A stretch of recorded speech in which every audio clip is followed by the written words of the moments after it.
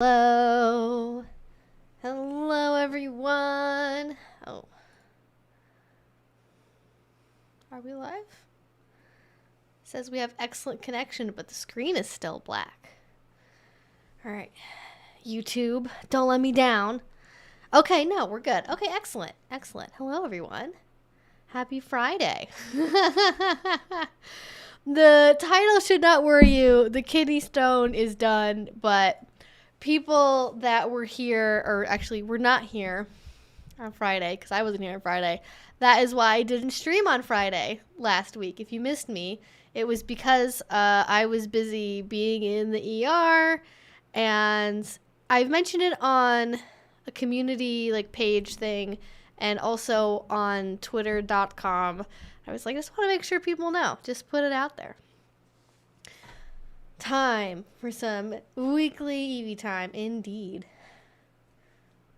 Ooh, taking a mixology class soon so you can make your missed drink. That sounds like a great idea. I always encourage people, if they can, to take advantage of local community college classes and community.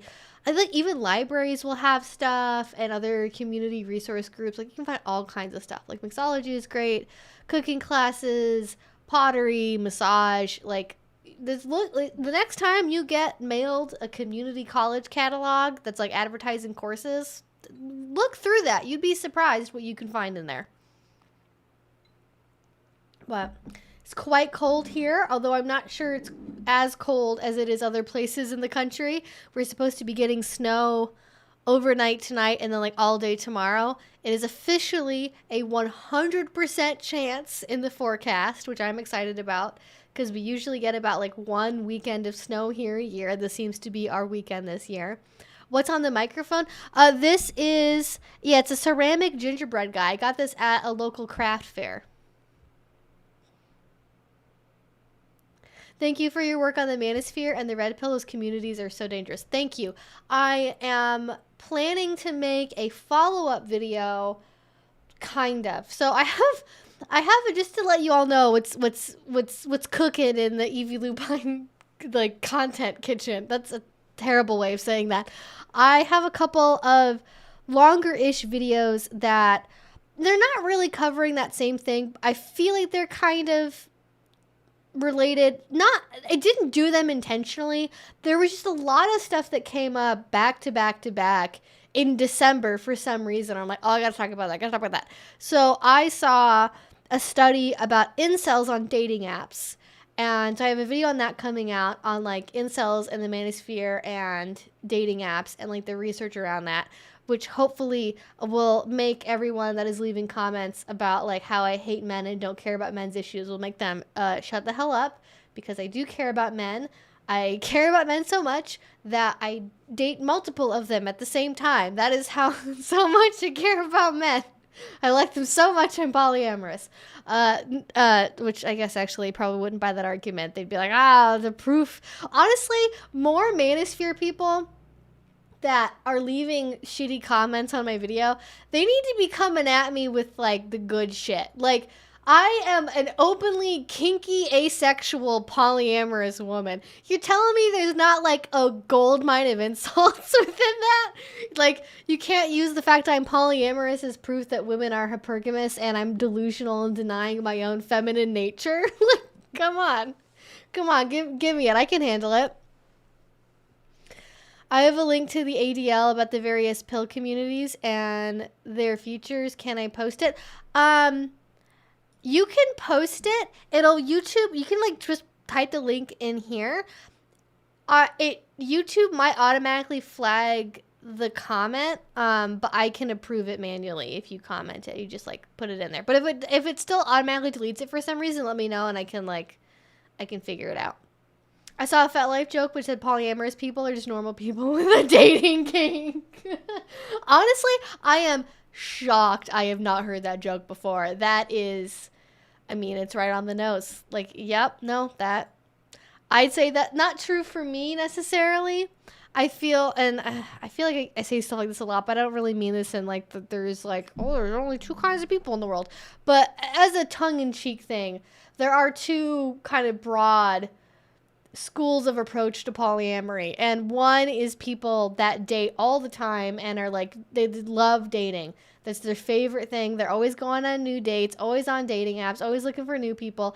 Not necessarily because they're always looking for something better or they're trying to find like the one or anything like that. They just like, they like that excitement and newness of like talking to a person for the first time and like the getting to know you stage. They're really into that part. And then there's other people, which is like more the people that I'm around, which is folks that date very occasionally, kind of like, okay, I have an opening on Mondays after 4 p.m. and Wednesdays around lunchtime. Could I maybe squeeze in time for a new partner in that? And then like if they have a slot available, they will like date for a little bit until they fill that like slot in their life, and then after that's full, no more, they're done. Like they're there for 2 partners, 3 partners max, and they're happy to maybe socialize in polyamorous spaces or do like group dates or go to community events like kink events and stuff, where maybe they do like pickup play or something if they're also kinky. But you don't really like date just to casually date, which I also feel like is separate from just wanting to hook up. And I think some people use casually dating and hookup as synonyms for each other. And maybe I have missed the memo on this. Maybe I need to update my dictionary. But I feel like casually dating, hooking up are not the same thing. Let me know what you all think about it. Like, do you see them as the same? Because I know people, and I have to always clarify. I'm like, okay, you say you're going, you want to date this person, or you're going on a date. Are you actually going on a date, or are you going over to have sex and then are you going home? Like, because I feel like those are 2 discreetly different activities.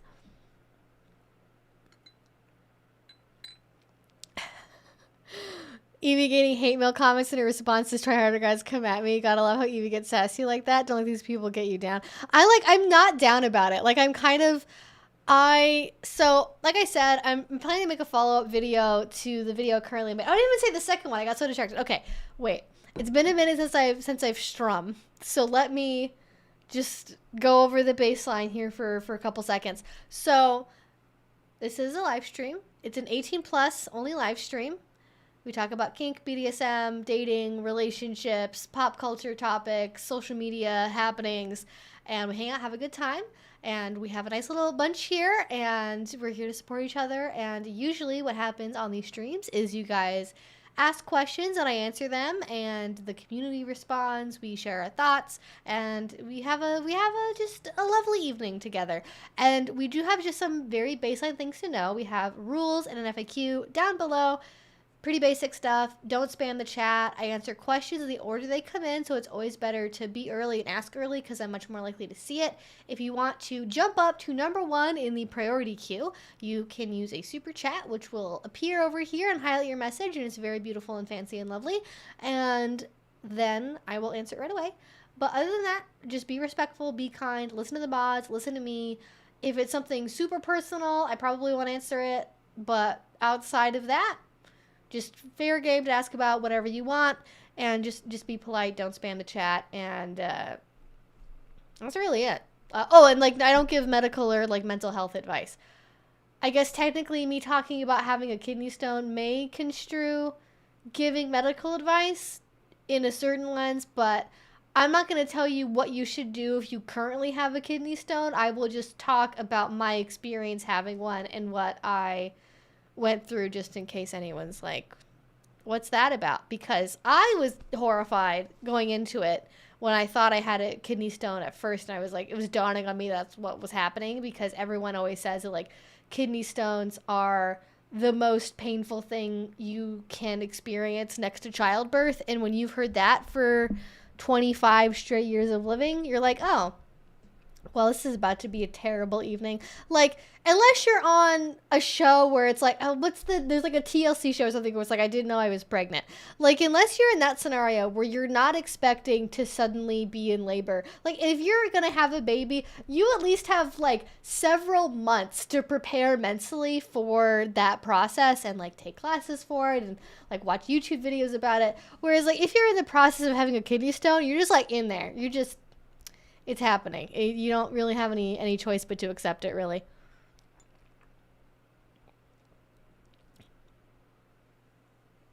Yes, as an 18 plus only stream. If you are not of age, please do not be here. This is an adult-oriented space because we talk about adult topics. However, if you are a younger person, if you're a teenager and you're wanting to learn about kink and relationships, I highly recommend, while it is still around, taking advantage of a website called Scarleteen. There's a great website that has, it's basically like, if you've seen Quora before, it's a really good website that has actual professionals answering questions that people have about sex, relationships, even kink too. So that is where I would go.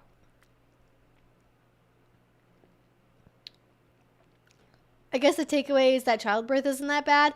I mean, okay, so I'll just briefly, okay. Order I want to go in here. Okay, let me finish my thought about videos in the pipeline, and then we'll talk about the kidney stone, and then we'll go from there. Sound good? Okay. So, videos have in the pipeline. Mentioned I'm going to do a video about incels and dating apps because there is some interesting, like, novel research about that I think will potentially, maybe not that study by itself, but future studies that build off of that if things keep getting funded in that direction, of course, because you never know with research funding what's going to end up happening. With that, I think it'll be an interesting conversation. And people that want to come at me for not caring about men's issues, like the whole video, I talk about it because I care about men not being incels forever and not feeling hopeless about life, and maybe looking at how their dating app experiences are different can give us some helpful information for figuring out how to solve that particular problem and seeing how their experiences differ and what's going on there. But that's one. And then the other one I'm doing, I talked about the last stream I did, but not last week. We talked about consensual non-consent discourse on Twitter and other social media too. I don't have TikTok, so I don't know what's on there, but I'm going to assume it's also on TikTok. And that I haven't edited that video yet, but I think that one, I wish I would have had more time to work on it. This is kind of, I'm running into this issue with making videos twice a week where I have this ambition to make, like, I wouldn't say like video essays, but something more along those lines. Or like if I had, instead of having like 2 days to work on a script, if I had like a week or 2 weeks to work on one script, and I could kind of keep revising it and expanding it and reordering it and like really, really make it polished, and then like use a teleprompter for when I make my videos, I think I can make something that's like really good. But I feel like right now I'm doing content that I'm fairly happy with, but I could be much happier with if I was able to space things out maybe a little more. But that is a problem for me to contemplate. I do like making videos twice a week. I think that's for especially kink content that's like shorter form, like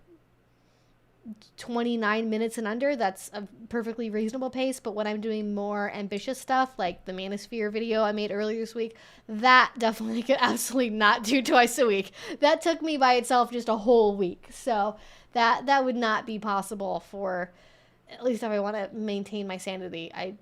There's a reason why, if people are familiar with the H-Bomber guy, James Somerton fiasco, there's a reason why James Somerton was unique amongst content creators in that category of like queer video essays, where he was producing hour to hour and a half long videos that had some level of visual polish multiple times every single week, or at least every single week, as opposed to once a month or once every other week. And it was because he was just fucking plagiarizing everything. That's why. And also he had like a coworker too. So he had like somebody else who was also doing editing and scripting with him to a certain extent. I don't know how much they split up the work really, but it's like, oh, that's okay. So the options are make videos twice a week or make videos once a month. And there's like not very much in between.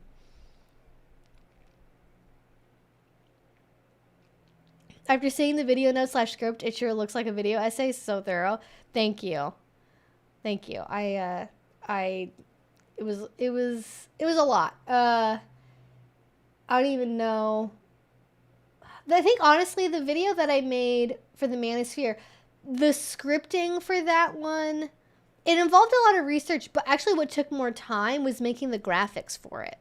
Like making the on-screen cited graphics with graphs on them and quotes from articles and quotes from studies, like finding research papers about like fathers' rights activists and what they mean when they say like they want to be able to have financial abortions, or they want to be able to have what's the parental alienation, like be seen as a legitimate psychological condition in family court cases. Like, what does that mean? Okay, well, now I gotta fucking go to some like a law review journal to scour through that. So that took more time to do than I think actually scripting the video did, because I find writing to be fairly easy. That's been at least maybe not to the standard that, like, there's video essayists that obviously are way better than I am and would have kicked my ass in English class for sure. But I've always found writing to be relatively easy. Like, I don't struggle to figure out how to put my thoughts down on paper. It's, if I have more time, I can do more with it. But actually getting it on paper, like, I don't really, and now I'm going to jinx it, I feel like, if I say it, but, like, I don't really get writer's block. Like, that's not... sometimes I'll have like shower thoughts or like, midnight 2 a.m. thoughts where I'm like, ooh, I should put that into a video. But I never but I don't really do creative writing. I think if I had creative writing as more of my pursuit, I probably would face it. But I basically don't ever have writer's block when I'm writing. Like, it just comes out of my brain. I do not. I occasionally partake in an edible, but I do not do anything. The one time I tried that after it became legal when I was in college, I had a panic attack and I remember what I did. I think I just laid down on the bed and tried not to think about dying. This is what I did. I don't too often because I get super critical of everything. Like, I can't watch TV dramas because it's just too silly. Like, no, you, Lori. Yeah, exactly. I mean, I have that problem in my brain, just like au naturel. But I don't do it universally. I will do that specifically with like sci-fi shows, which is why I don't watch a lot of sci-fi, because it's very difficult when, like, I know I have a barely passing knowledge of a few scientific realms, right? When I watch a Star Trek episode and I hear them use the word neurotransmitter in a way where they're saying that, like, an alien species from a different quadrant also has an identical neurotransmitter to us that is serotonin, I'm like, how is that possible? But like, there's a suspension of disbelief that happens there. But I find it very difficult to enjoy that. But if it's like a Christmas movie or like a comedy or Home Alone or whatever, like, I'm not too caught up in being like, it would be impossible for Kevin's mom to forget him at home. What mom would do that? Well, the mom that ended up doing something that made the premise of this movie possible. Also, people definitely forget their kids all the time. There's a very long, sad, maybe Atlantic, maybe New Yorker article about people who forget their kids in the car and like why that happens. And it's not, spoiler alert, it's not just negligent parents. It's a very interesting phenomenon that happens. I cannot do sci-fi where there's a mortal risk plot. I could always live through it better than the characters. Yeah. Also hypercritical of sci-fi, horror, and true crime. I will do it. Well, I guess I don't know about true crime necessarily. I don't really watch a lot of horror, but definitely sci-fi and like anything that has like a basis in like trying to replicate something accurately in the real world or about science. Like, it's really hard if you know something's wrong and you're just still like, wait. So they're saying this thing is happening, but this is supposed to be realistic, and that's not how real life works, This takes you out of it. Anyways. Yeah, so those are the two videos I'm working on, and then in addition to that, I also am potentially planning to do sort of a response video to the Manosphere video I did, because going into it, I was thinking the Manosphere would find that content at some point. Because, like, I have made lots of videos before that have been, like, critical of certain groups or certain people. For some reason, no one's ever responded to any of my responses. I don't know why that is. Maybe I'm just lucky. I don't really know if that's lucky or unlucky. I feel like it's lucky. I feel like you don't really want Blair White to make a response to your response, or Ariel Scarcella or whoever. I just feel like that doesn't really end well for the smaller content creator. Like, if it was a channel of, like, if I was the same size as, like, a Blair White and she responded to me, it would be no big deal. But, like, her audience could, like, crush me and, like, crush my comment section forever if they so decided to. So it's probably good that she has not responded to things I've said about her reactions to, like, you know, perfectly innocent BDSM participants before. But I have history with that. And I never really got, like, a lot of what I would call, like, ad hominem attacks. Like, I never got people that were just making fun of me based on my appearance, outside of, like, the normal amount that I get it, because when you're a woman on the internet or just a person online, like, people are going to let you know what their opinion is about your appearance and how you sound and how you do your makeup and, like, what your background looks like. Everyone has an opinion and they want to share it all the time. So I didn't honestly really think too much about the Manosphere response to my video. It wasn't really in my brain when I published it. I knew it was going to happen, but I wasn't sure in what volume or in what way. I just didn't, like, because I can't help it from happening. So I just didn't really think too much about it. But when I started to get a lot of comments that were in the vein of, like, you don't really understand what the Manosphere is. You're only quoting from biased sources. You need to go on XYZ podcast and debate this guy. I was like, oh, right. There's a huge overlap between Manosphere people and unbearable debate bros.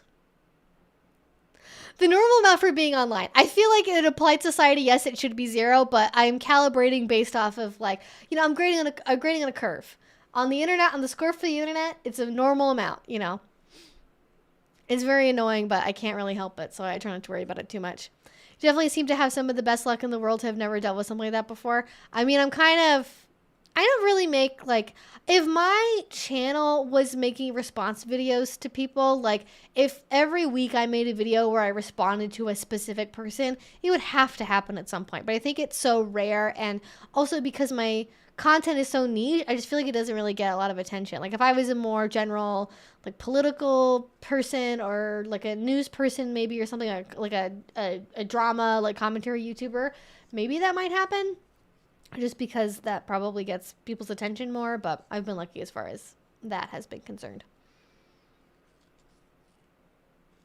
Yeah, I don't really, like, I was just like, oh, they want to just debate me all the time. So I'm gonna probably respond to that, because there was I got a couple of, like, the same comments repeatedly, you know, saying that I hate men, that I am just responding out of everything because I don't like how something makes me feel. And then it's funny because then, of course, when you go and you look at, okay, what are the, like, key principles behind things like the red pill and pickup artistry? Okay, things like sexual market value. What's that based on? They're fucking feelings about what they think people value. There's no empirical scientific research done by a university on sexual market value. There is absolutely, like, no, everything is, like, completely vibes based. And so they accuse everyone else of being vibes based. Like, it's the degree to which it's a pot calling the kettle black scenario is astounding, even when you kind of know it's going to happen. You're like, oh, you just think that I respond to everything out of feelings because your worldview is based on feelings. Or, like, telling me, like, something is not an ideology, it's a praxeology or whatever. Make a good argument as to why you are a real kind of person and why you shouldn't have your healthcare taken away. Yeah, exactly. Like, you need to debate this guy because he's going to tell you what the red pill is. I'm like, okay, if I have read, how many sources do I have to quote from that are, like, well-regarded academic and journalistic outlets? How many of those do I have to quote before that definition is valid? Or if I go to research, like, what the red pill is, this is, like, okay, just to let it be known, the internal definition that red pillers will use, like, superficially, euphemistically, for the red pill is, it is a community to help men Like, fucking, what was it? I looked this up yesterday. I think I even still have this page open. Don't worry, we're not going to redo the Patreon stream from last night. I want to make sure we don't do that specifically, but I wanted to say this one thing. I talked about this on the Patreon stream last night. And, well, yeah. Yeah, it says, it's for discussion of sexual strategy. Okay, well, what sexual strategy? What's that about? Okay, it's about getting women. Okay, how do they advocate for you to get a woman? Unironically, the Dennis method from Always Sunny in Philadelphia. I am not kidding you. I am not kidding you. The Dennis, I know that there is a post I saw about this, about the Dennis system on the red pill.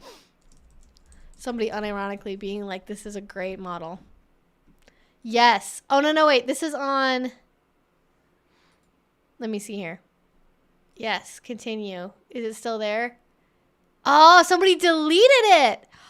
Oh, that must have been recent.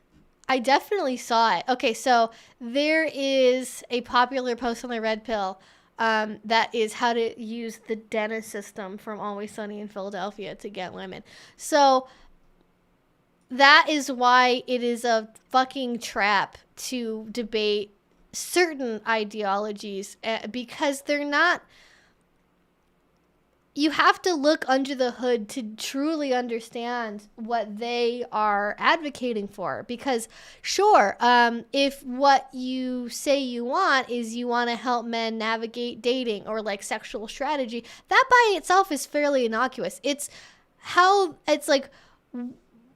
it's what they think a sexual strategy is, where their motivation for that comes from, and like what they base that on, and like where that leads to. And that could end up being positive or negative, but the predominant thought is it being negative. So that's where that comes from. Or like even people that were like, I really love your channel, but you totally missed the mark on this, and you don't understand the red pill, and it's important for men to have a safe place to talk about, dating and self-improvement. And I'm just like, how can you listen to my channel for as long as my channel's been around for and be like shocked that I don't agree with the red pill? Like, it's so shocking. It's so shocking to me. I don't know how that happens. It doesn't matter how much facts and logic you produce. They're women speaking. They already believe you cannot think critically. Yeah, like I almost wonder, like if I compared my comments to like the responses that, let's say, I don't know who else covered this, but like I know FD Signifier has videos about this. I want to say Jack Saint and Big Joel. I'm outing myself as this is the content I watch on YouTube. I think either Jack Saint or maybe H Bomber Guy, Sean. They've all, one of them at least has made videos about the Manosphere too at some point. And I think or even if I compared FD Signifier's video to like Mooncat's video as another woman who's talked about the Manosphere on the internet, or like Tara Mukni too.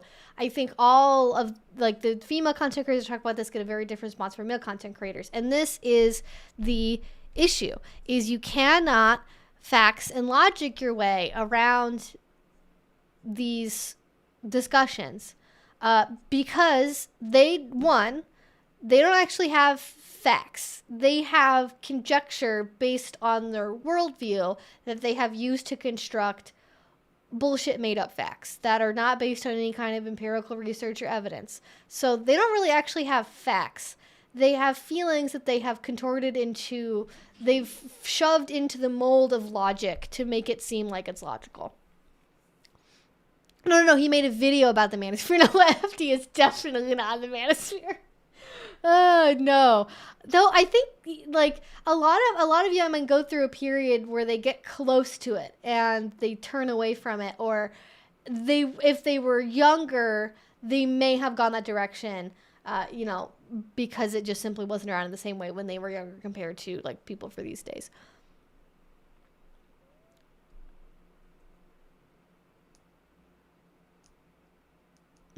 But Yeah, that's the Manosphere. It's happening. Gonna do a response to it. You can't just like, so you can't argue like facts and logic with these people.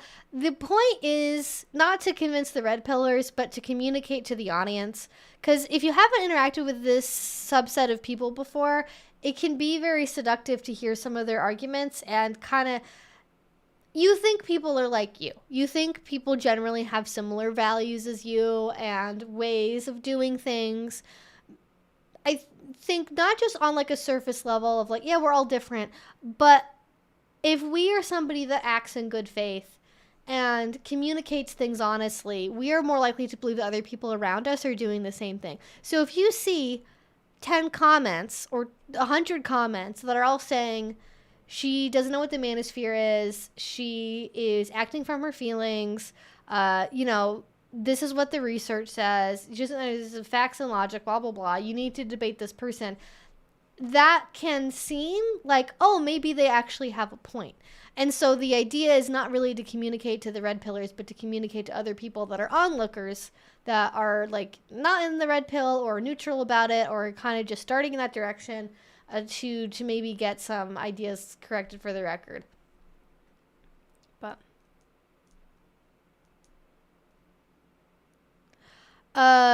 it's in the description box. The YouTube chat rules are in the description box. As far as I know, unless something's changed with YouTube. It should be, if you know how to pull up a description box on YouTube. Yeah, it's in the description box. And then just scroll down to the big capital letters that say stream rules /FAQ. It's right there.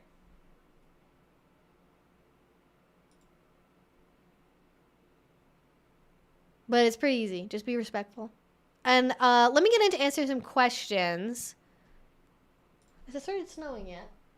Doesn't look like it. Okay.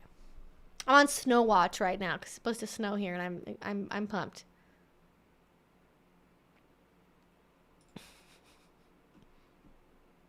Yeah, it's so effed up. Like, debate in favor of women's rights, but also nothing you say matters because you're a woman. Literally, though. Literally. All right, let's get to some questiones. Also, if people want to talk more about the Manosphere, if you have questions about that, feel free to do so.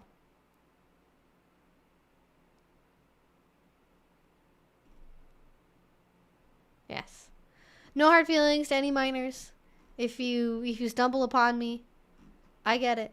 Come back here when you're 18. We have had more than one person show up on their 18th birthday and be like, "Yay, you just turned 18. I'm so glad I can join now." And we love respecting boundaries. That's a great skill to learn at a young age. Any age, really. If you don't know how to respect boundaries, that's like fucking a baseline thing, number one, numero uno of being a good adult human being, learning how to respect boundaries. For sure.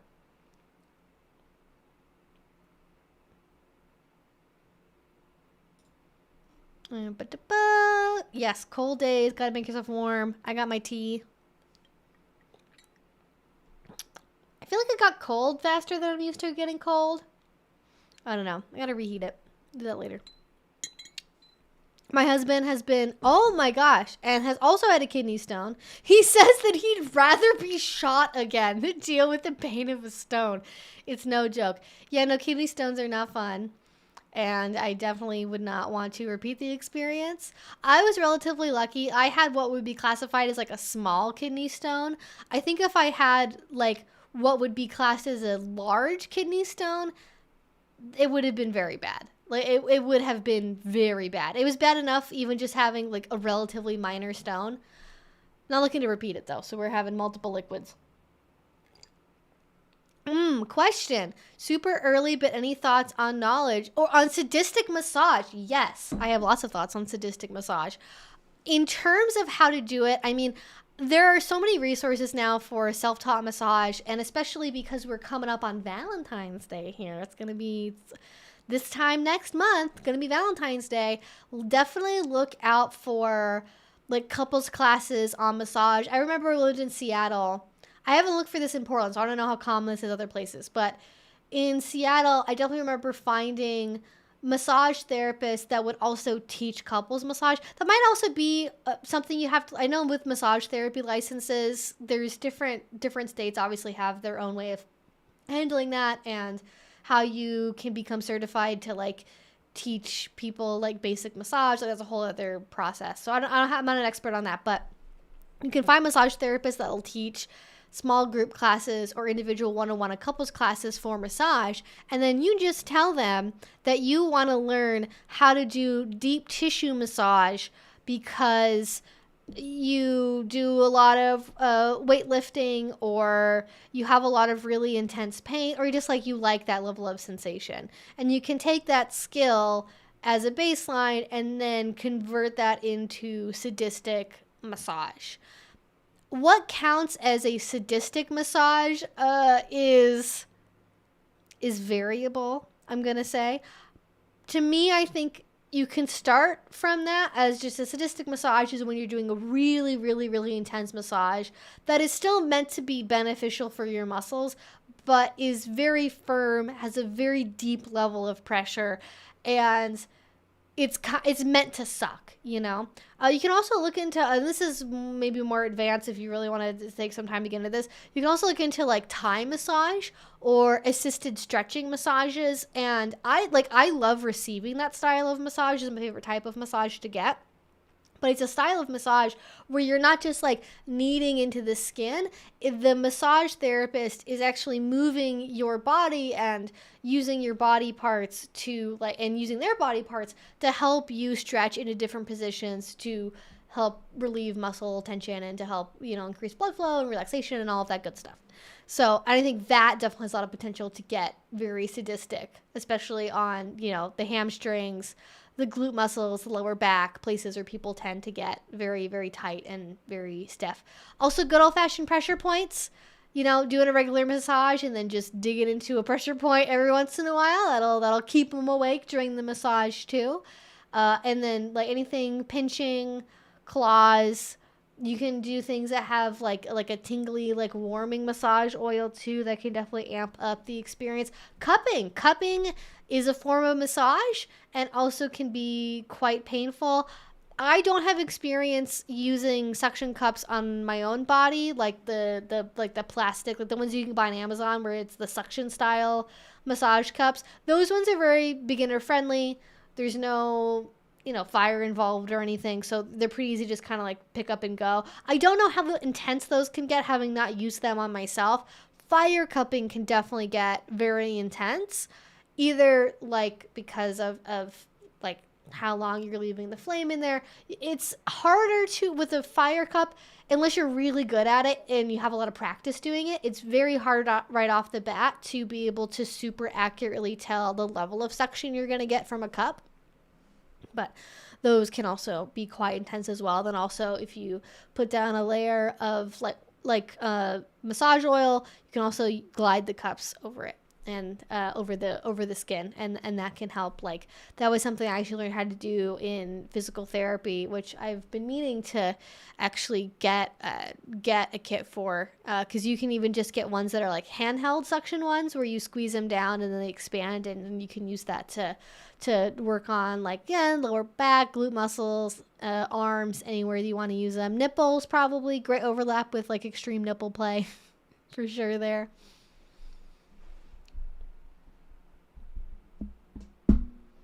But that is what I would look into for a sadistic massage. Just anything else I'd recommend for that? I know there's all kinds of like handheld massage tools. I have a distinct memory of being in a Bed Bath and Beyond, which I am glad they are dead. Fucking rest in hell, Bed Bath and Beyond. I have a completely unsubstantiated, unnecessary hatred for Bed Bath and Beyond. I don't know why. I hated going in those stores as a kid. They were just so sterile, and I don't know, they just freaked me out. I did not like them at all. But I have a memory of being in a Bed Bath and Beyond and there being a section towards the front of the store of like like hand massager devices, like, you know, the ones where it's like four pieces. And I was like a little kid, so I wanted to use them as toys. Like I wanted to use it for like imagination play and stuff. But you can look at those too, and those can definitely, anything involving like hard plastic, definitely get mean with those too.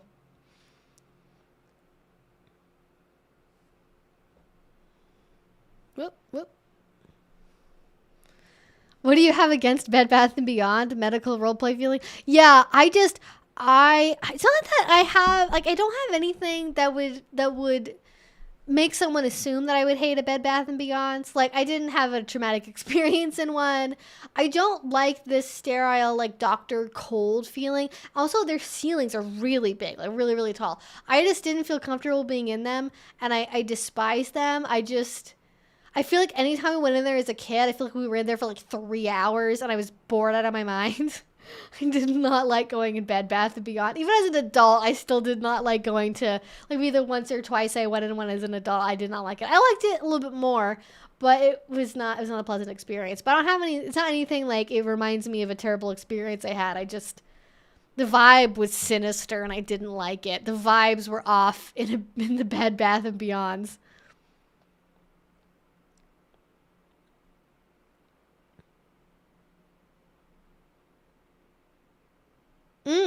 Not sure if you remember, but on your last stream, I asked about your thoughts on kink-adjacent vanilla women using sex positivity and feminism as shields against criticism of their taste. Yes, I remember this. I do remember this. That was a good conversation. When I was a kid, I wanted to use those hand vibrator things as toys, but when I was an adult, I want to use them as toys. Yeah, wait a second. Yeah, different kind of toy there. In BDSM Erotica and their behavior towards people in the kink community, but there wasn't time to get into it. Would love to hear your thoughts. Thanks for your awesome content. Yes.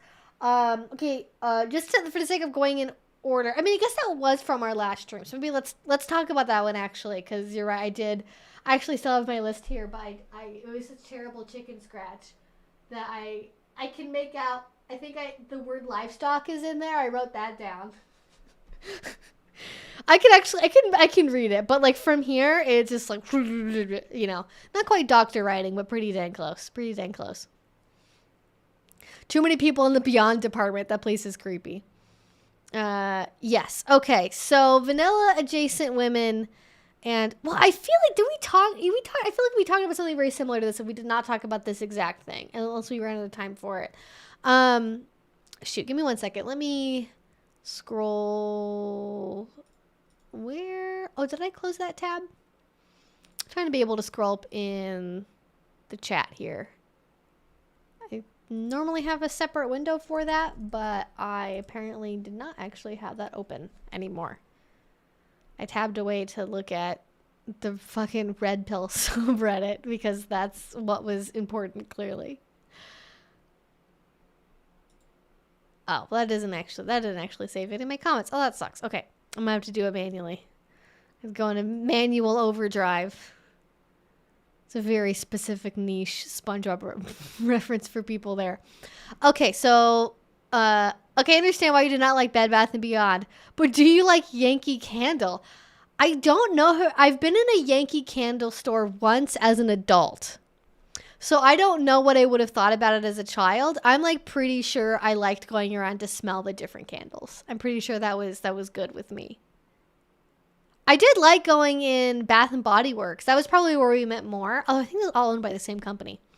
Okay, so we want to talk about kink-adjacent vanilla women using sex positivity and feminism as shields against criticisms of their taste in BDSM erotica and their behavior towards people in the kink community.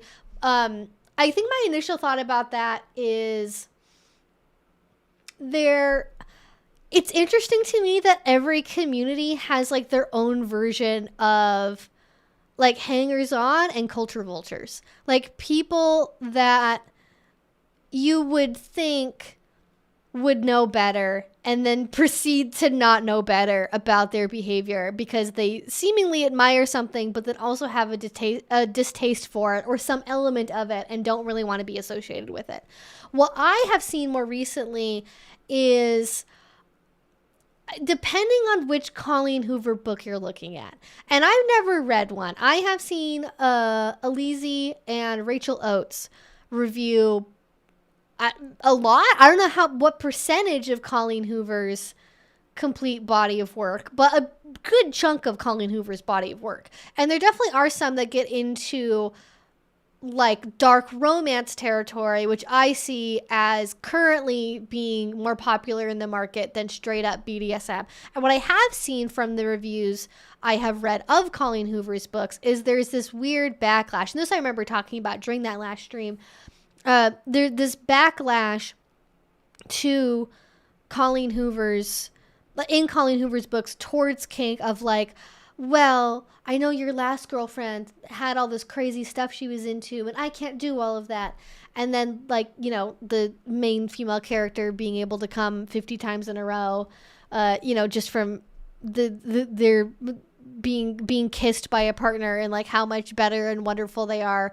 More wonderful they are because they're easy and simple, and like their sexual pleasure is very vanilla, and being kinky and getting off to kink is bad. Like, I feel like she's side-eyeing 50 Shades of Grey, but in the process of doing that, the BDSM community is catching far too many strays. Like, E.L. James made her money. She does not give a shit about your fucking subtweets within your books. Colleen Hoover, like, okay, E.L. James, thin-skinned, maybe does actually care, but in like, she shouldn't if she does, because she's made her money. They made the movies, which Colleen Hoover is about to be making movies out of her books, so watch out for that, y'all. So there's this kind of like collective response to 50 Shades of Grey is like being terrible and bad, and people have gone in a certain direction with that. So there's kind of that side of it, which is people that are not kinky, who read books or write books that have themes you would find in kink erotica that they do not read as being kink erotica. And then in the process, they shit on kink erotica at the same time because, oh no, it's so horrible and bad and and then you have people that are in that dark romance literature space. And also, that's the other thing too, right? Is it's explicitly smutty. All of the books that I can think of with Colleen Hoover are the exact same thing as like 365 Days and 50 Shades. They are erotica with a fucking threadbare plot tacked on to make up for the fact mentally for yourself that you're not just reading a smut. You know, you want to be able to contribute to, you know, I've read 70 books this year on Goodreads, but by you've read 70 books this year, what they really mean is you've read 11 Colleen Hoover novels, and then you've listened to 59 audiobooks during your commute to work, and that's reading. But not to shade people listen to audiobooks, I just find it funny. People are like, I read 150 books this year. I'm like, you did not read 150 books. You listened to 129 audiobooks, and then the rest of that was actual books that you read on a Kindle. I don't think audiobooks should count. I don't know. Maybe that's a hot take. Maybe, I don't know. I just feel like that's mentally a different process for your brain than reading. So it shouldn't count. Like, if I told you I painted 120 paintings, but then what I really did is I like watched Bob Ross YouTube videos of Bob Ross painting, that would not be the same thing. Very off topic though. We're just full of my Bed Bath Beyond hot takes. We're just full of hot takes today. Writing smut used to be profitable. In the early days of the Amazon marketplace where you could e-publish very easily, I don't know, maybe like 6 years ago, pre-pandemic, it was very profitable. But like OnlyFans, like cam content, like so many things online that involve making money with a relatively lower level of effort than other forms of making money online, it has become completely saturated. And I don't know about Colleen Hoover, but a lot of the more popular works of erotica started as fan fiction. That's not really happening anymore. But I don't really know any big authors that are like making big money from like self-published erotica because it's just so saturated.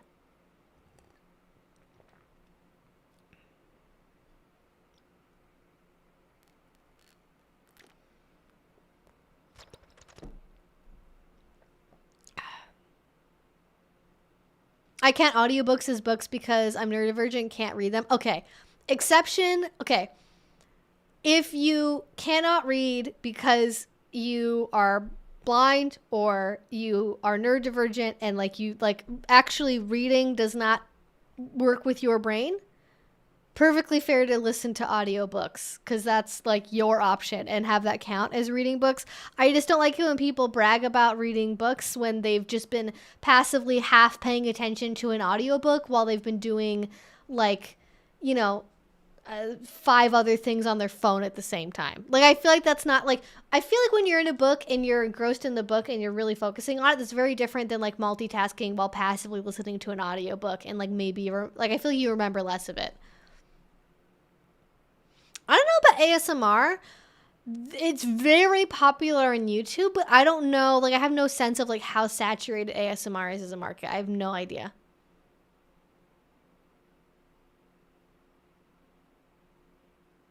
The Diamond Age audiobook was amazing. I don't know what that is.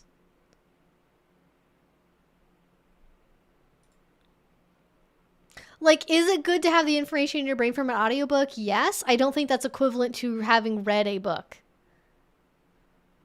That's just me, though. I'm just a hater for audiobooks. And I say that I've listened to like 2 audiobooks. Maybe things have changed and audiobooks are way better. Maybe I should give them more of a try.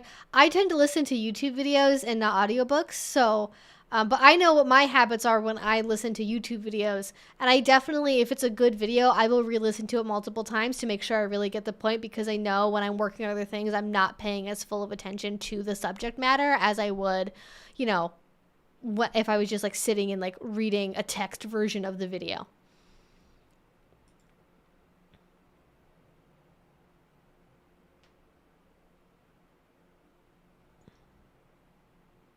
Really, the reader styles have changed. Do you mean like the readers as in the people that are doing the narration for the audiobook? Or, because I guess if we're counting it as reading, you could also say somebody who's listening to an audiobook is a audiobook reader, you know?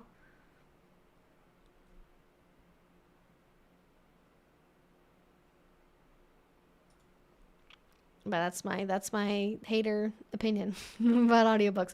But anyways, to get back to the subject of talking about people using it as a shield, using sex positivity and feminism as a shield against criticisms of their taste.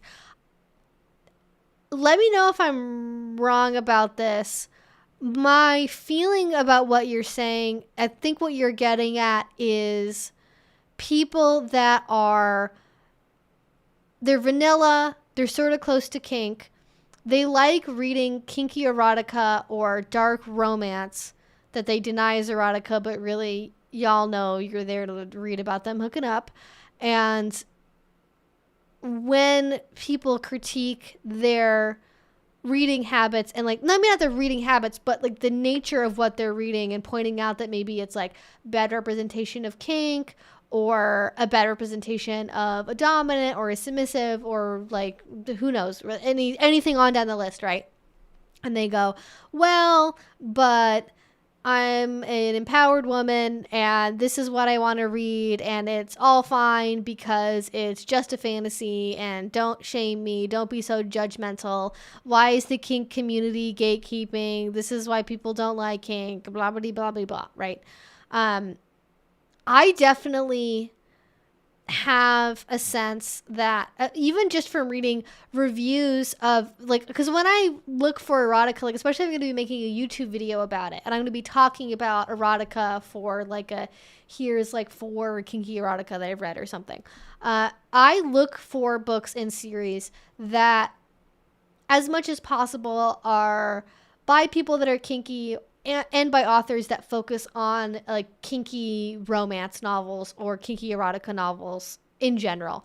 But even in those, I definitely read a lot of reviews from people that are like, this is so bad and terrible and women shouldn't be submissive, and like they're very like judgmental about it. Like they're like, I normally like dark romance novels, but this took it way too far. This kink stuff is like really like fucking wild. Like what's going on there?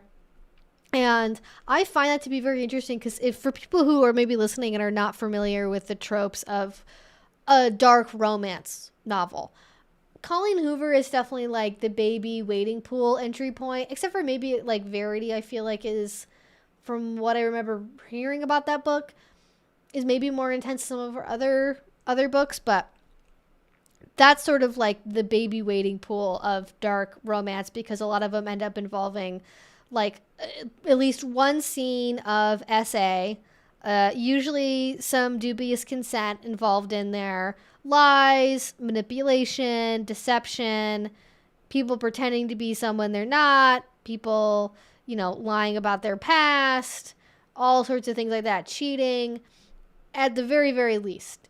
With dark romance novels, like if you guys remember like 365 Days, there wasn't really a lot of explicit kink in that, so it does kind of fall more in the dark romance versus like kink category.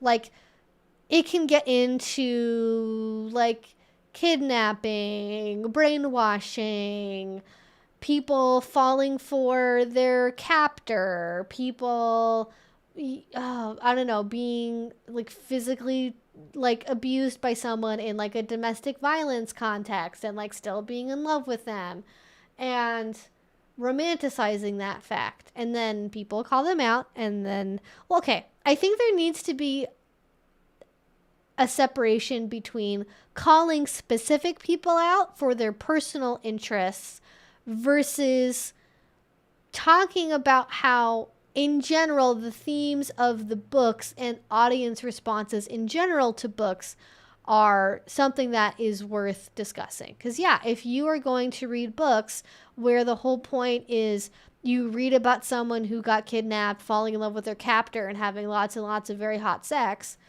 to your mind at least, and they're going to turn around and be like, ew, the kink community is bad and weird and disgusting, I'm definitely going to raise an eyebrow at that, because wait, how did you get to that point? And yet, people do. And yet, somehow, people do, which is fascinating to me. I don't know how, as a person, you get to that point in your life when you don't see the irony in that, but never underestimate people. I think it can be difficult to discuss or criticize any kind of romance, erotica, or BDSM novel because all criticism can be written off as prudish and ignored as a knee-jerk reaction as a result. Yeah, like even if you caveat it as saying, well, I'm not being prudish, I think anyone should be able to read whatever they want, but here's some things maybe to keep in mind and know about. Like there's always going to be, I feel like really the only thing you can do that has a pretty good chance of not being seen as mere prudishness is to say, this novel, like I'm fine with it being about kink. I love good kink erotica. I read it myself. I write it myself, whatever. But in this book, here are some things that are maybe a common misconception. Or the author presents it as unambiguously good when it's not really that thing. Or here's some important things that, maybe the author missed out on or didn't discuss. And then it gets into, well, but you're policing people's taste and it's just erotica and who cares. And the sad part is we do not live in present time in a society where people have reading comprehension skills, general literacy. And maybe BookTok is changing that a little bit. People are getting more interested in reading again. But to be frank with you, from my impression of BookTok, it seems to be becoming a speed reading contest and not like a learning how to analyze a work you really love deeply kind of a thing. Like it's about how many books you can read. How many of the most popular books can you get through? As opposed to like, I read Wuthering Heights and it changed my life. Here's 10 TikToks about it or whatever. You're not seeing that. So I think even in that context, like there's not an incentive to stop and analyze what it is you're reading and why you're reading it, because you're just trying to read it. You're just looking for the spicy bits, and analysis is directly contrary to your goals and purposes.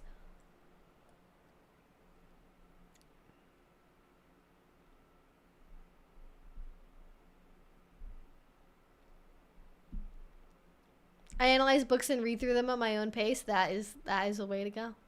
Don't try to keep up with the Joneses. Otherwise, especially if you buy paper books, you're going to be drowning in paper books before you know it. Literotica can either scratch an itch you didn't know you had, or it's a dumpster fire and no in between. Yeah, like I think erotica does serve a very good purpose in that I think it's a more comfortable medium for a lot of people to read, like especially compared to like modern accessible like internet pornography. It's much more accessible. It is something where you can imagine the characters maybe outside of some physical descriptions. You can imagine them more or less how you want them to be. You get to kind of create the setting in your own head. It's much more customizable to what you want it to be and not what the directors or videographers' vision was when they were making like the visual content for you to consume. I did not watch Saltburn. My impression of Saltburn is, having seen the previews for it, I feel like it's in this genre of movies. I get the sense from the preview at least, where like they're movies that I think are really good in a lot of ways, but it treats the audience like it's stupid and like it needs to be told what's happening 50,000 times so that way nobody gets lost. I felt that way when I watched Glass Onion, which I really enjoyed, but I felt like it was so over the top. And actually the original Knives Out was kind of this way too, of like, do you get it? Do you understand what's happening here? Do you understand the points we're trying to make? It's like, okay, we don't need to always handhold the audience, but then you realize that people are incapable of critical thinking and literary analysis, and you're like, okay, wait, yeah, actually, no, never mind. Hold hands. It's the only way you get this made.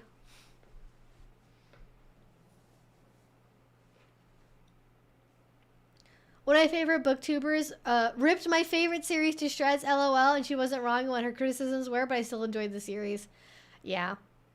I think that's also part of my concern too, is, and not being on BookTok, but looking at it from the outside, like watching other people's videos talking about it, is I feel like there is this potential for there to be pressure to like the right kind of books and to dislike the right kind of books. Like, if you like this book and you are not in line with the groupthink about the book, then you're going to get people who are going to comment and tell you how wrong you are. And like, look, but, and then stitch you and be like, but this creator said that this is bad for this reason, and like make fun of you for enjoying something.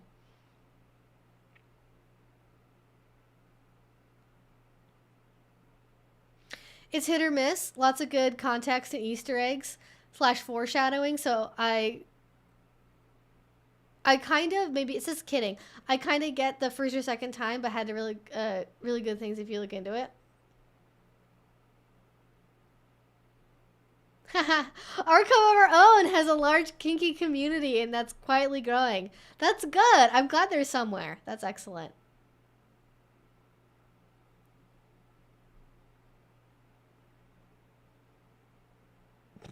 This is by no means a new book or series. One of my kink awakenings came from an awful book series called Sword of Truth. Sword of Truth.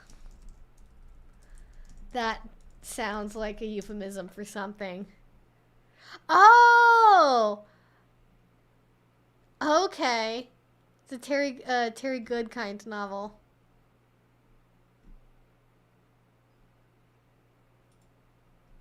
Wow.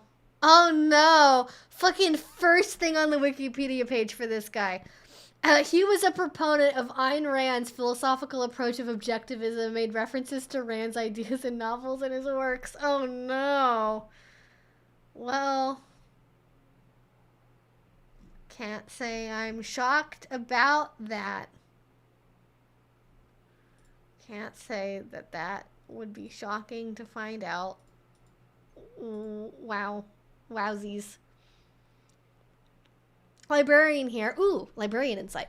One benefit of the BookTok phenomena is that it does make people more receptive to new books. It's definitely introduced casual reading to a lot of people who weren't readers before. Yes. I think maybe I should, because this is a very off-the-cuff discussion, I think on the whole, BookTok is probably good. I think getting more people interested in reading is good. casual reading, not just reading self-help books, not just reading like nonfiction, like for like, you know, getting ahead at work or something. I think all of that is great. I think especially for people that didn't grow up having a love of reading and are developing that now as adults, that is fantastic. I'm worried about, and maybe more than I should be, emphasizing the TikTok thing that TikTok does, which is make everything into a consumerist competition of how can you get the most things? How many ingredients can you get into your skincare smoothie recipe? How many books can you read quickly into not just like enjoying books for enjoying books, but into how many books can you consume, because books have become part of your consumer identity, not just a hobby that you enjoy. And to be impressive on BookTok, you need to read as many books as possible. And that's that, like that. I don't think that is what everyone in BookTok does. I don't really know how big of a thing that is in general on BookTok, but it's something that I would be concerned about, you know. And I love nonfiction books. That's mostly what I read are nonfiction books. But I'm just saying that like people, I think if people are just used to reading books where like, oh, well, I want to learn about this thing for work or something, or I want to learn about how to, like, I'm taking on a management position at work, so I'm going to read books about how to be like a good leader in the office. Like, that doesn't necessarily foster a love of reading or like a habit of reading for people compared to like getting into a really good book series or finding an author that you really like. You know, once you've read the like,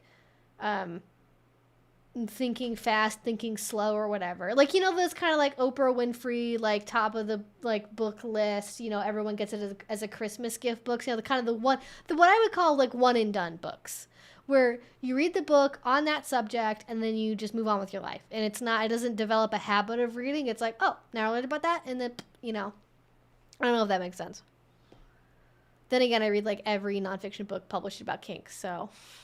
But I feel like I'm an exception to that. I feel like most people don't read every book published in the nonfiction section about sexuality and BDSM. I feel like that's not a thing that people do.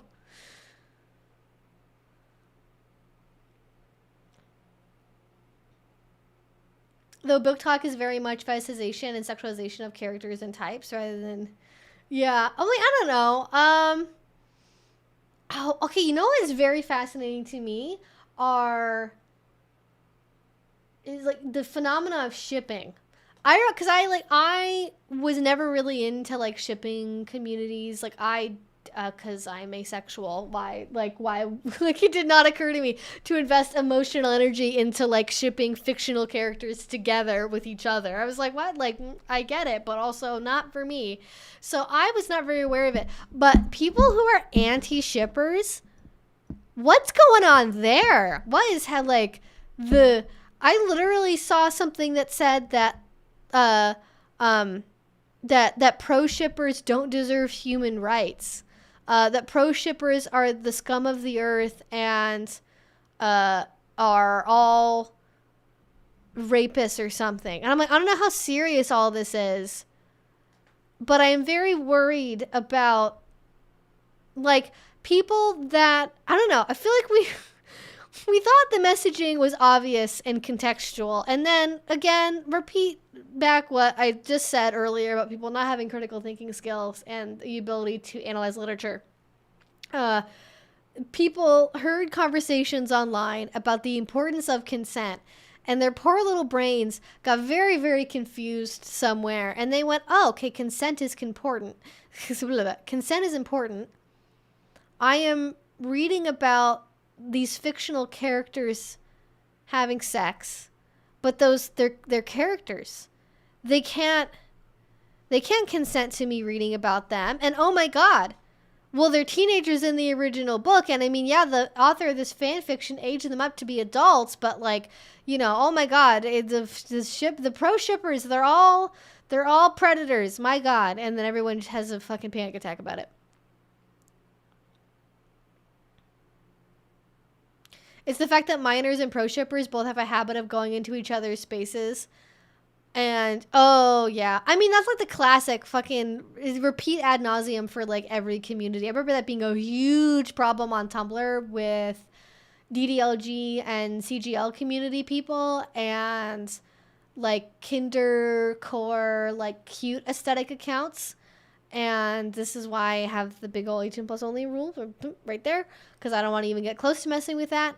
But I don't think that if there's accidentally like, you know, somebody interacting that shouldn't be interacting, I don't think that that is cause to be like, they're all rapists that need to die. I think that probably is going a little too far.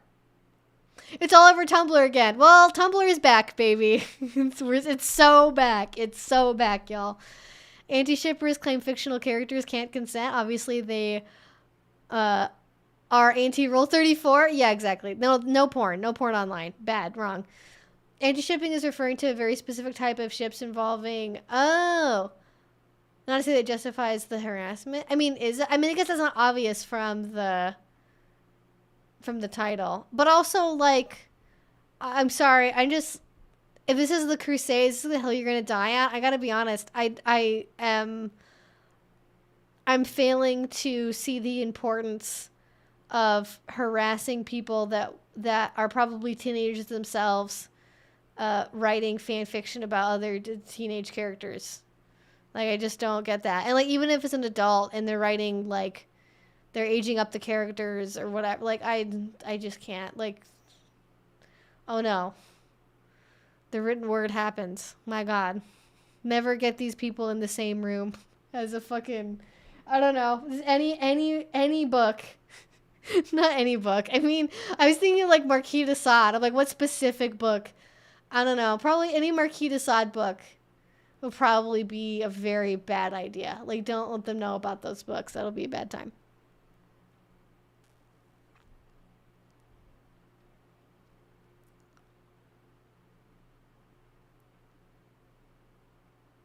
Pro anti-shipping is a misleading label. Oh. Okay. Okay, but this is like, I ship the Folger siblings. Yes. That is, if y'all have not seen the CJ the X video about the Folgers 2009 incest commercial, it'll make you laugh, it'll make you cry, it'll make you feel some things. It's the non-family friendly movie of the season. It's delicious. Ace Discourse, pro versus anti-ship, fanfiction resurgence. At least I remember being on Tumblr. I feel like it was about shipping at all. Like shipping being wrong because the characters couldn't consent to be shipped with each other, / it wasn't the author's intent, / it's wrong to read sexual stories about characters that didn't have sex in the original works that they were in. Like, that is what I remember the discourse about pro versus anti-shipping being about. I want to say Sarah Zed has a video about this. I haven't watched it yet, though.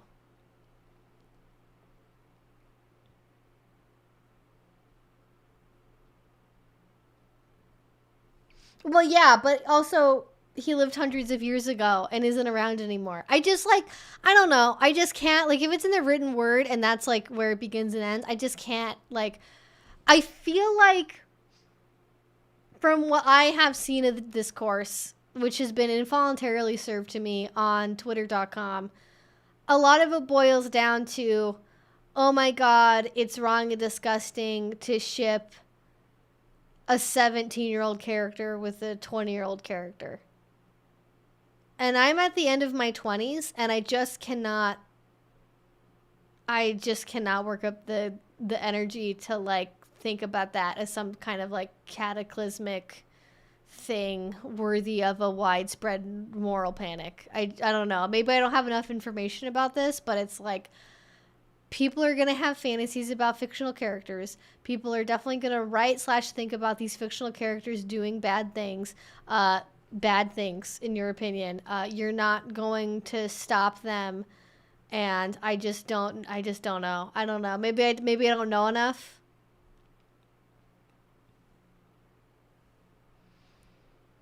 I never read anything that I thought would make great erotic fan fiction, but I read a lot of horror.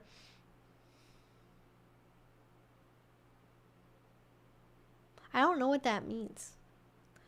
I'm sure you're right that some people are against shipping as a whole, but I don't know if that's most people. I mean, I'm not saying it's most people. Let's just try to remember the discourse being like 7, 8 years ago on Tumblr. Probably even longer than that, actually. Probably fucking 10 years ago. 10 years ago on Tumblr. Like back when I was a freshman in college. I can't believe that was that long ago, but it was. Like that's what I remember the problem being, is like people being against the concept of shipping.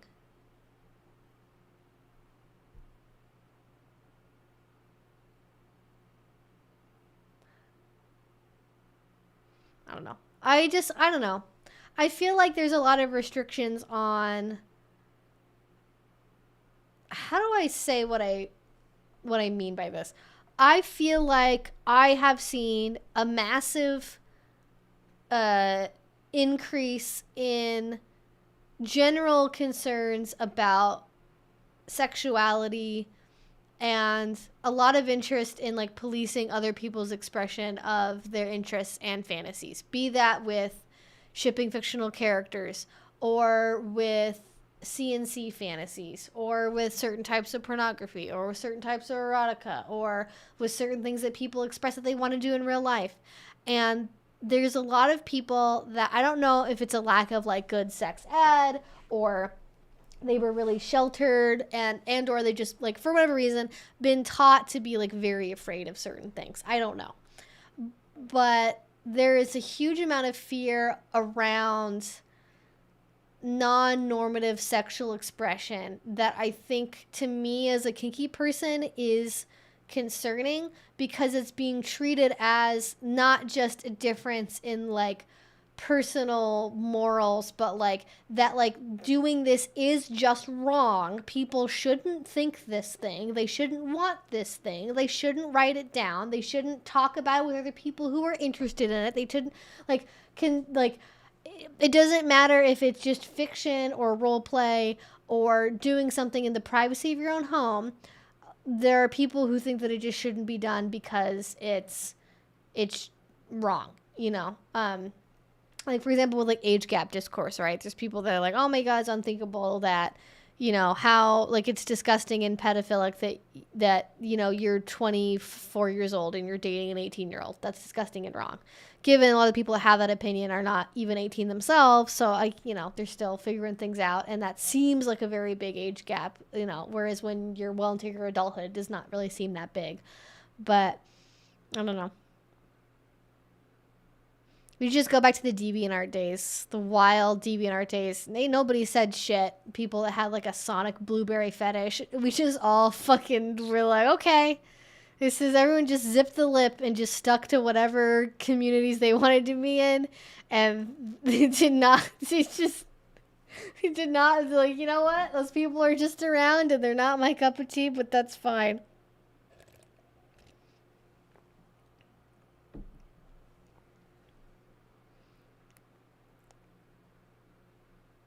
You don't have to censor the word minor. Okay, this is another thing too, right? You don't have, okay. YouTube does not censor comments where you say words like sex or minor. You can just type them the regular way. We're not on TikTok. It's okay. I censor words when they say them out loud in videos because YouTube cares about people say in videos for the purpose of monetization reasons and advertising. Does not matter what you type in a comment. You can just type it. It's fine. Just say what you mean. It's all good here.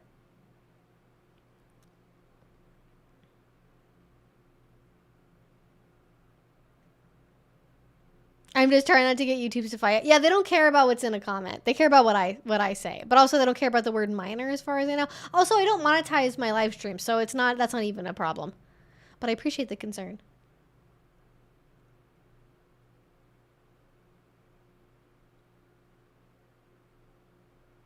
Ezekiel 23:19-20, and Jesus said, "Don't ship guys, it's weird."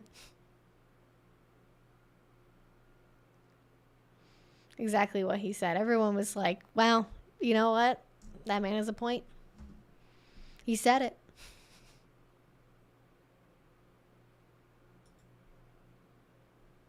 I wonder if the actual, like, if that's an actual verse in Ezekiel or not, and what it really is. Anyways, those are my thoughts. I just think people are just, I don't know. We're in a time period where we have this like terrible intersection of like lack of education, very high anxiety, lack of education about sex specifically, very high anxiety, a high amount of monitoring, and people are expressing that in like trying very hard to police other people, other communities, other people's forms of expression, and then say that their thing is fine.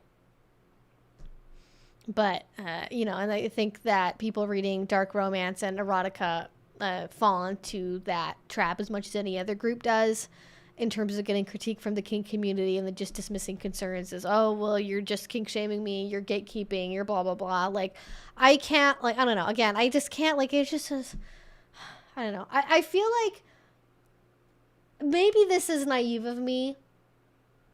I feel like people's opinions about fan fiction is so or not fan fiction necessarily, but like erotica in general, because it's so personal. I just can't, I don't see the value in getting very, like, what purpose does it serve for me to get worked up and like up in arms about people either liking or disliking a certain type of erotica? Like, is it fun to talk about certain things being bad or cringy or incorrect? Yeah, I think the most dangerous thing is when somebody seriously portrays like a dangerous activity as like, okay, like if, for example, if you were making a kinky erotica novel where you were marketing it as being like more realistic than 50 Shades of Grey, like showing you the real side of the kink community, and then you are giving your readership the impression that you are going to be realistically demonstrating what happens in the kink community, you're giving them a false sense of knowledge they don't really have. And then when you do things like,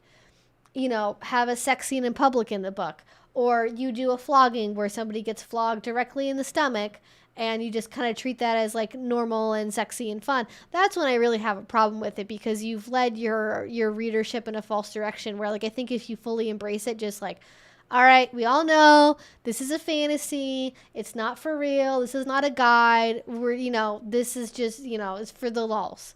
Don't take it too seriously. It just depends on like kind of what audience you're trying to attract and what you are trying to do with the writing that you're doing. And I think the problem is so many erotica writers are trying so hard to be like, yeah, right, we all agree that 50 Shades of Grey and E.L. James are horrible and awful, and I'm definitely going to write way better books than that. And it's like, no, Colleen Hoover, you missed the point. You thought that the part about 50 Shades of Grey that was bad was the fact they had kinky sex, when the bad part of the book was the manipulation and the stalking and the lies and the like unearned like power differential and the all of that. That was the kink was simply the ranch dressing on the side to all of that business, and you are just simply recreating the parts of it that were bad in maybe smaller, more minute, less detectable ways, but certainly still happening in certain degrees. Like if you are still making relationships that are based on like lies and deception and manipulation and all of that, you haven't quite learned the lesson there.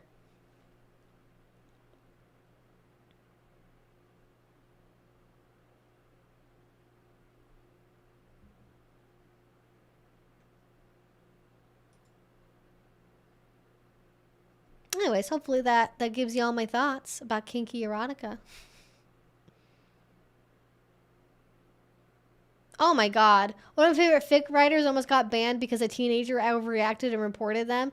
I know, they can't separate fantasy. I mean, but I don't blame it. When minors, it's like, you are literally, your brain is still developing. You are supposed to still be learning this. And it is a crying shame.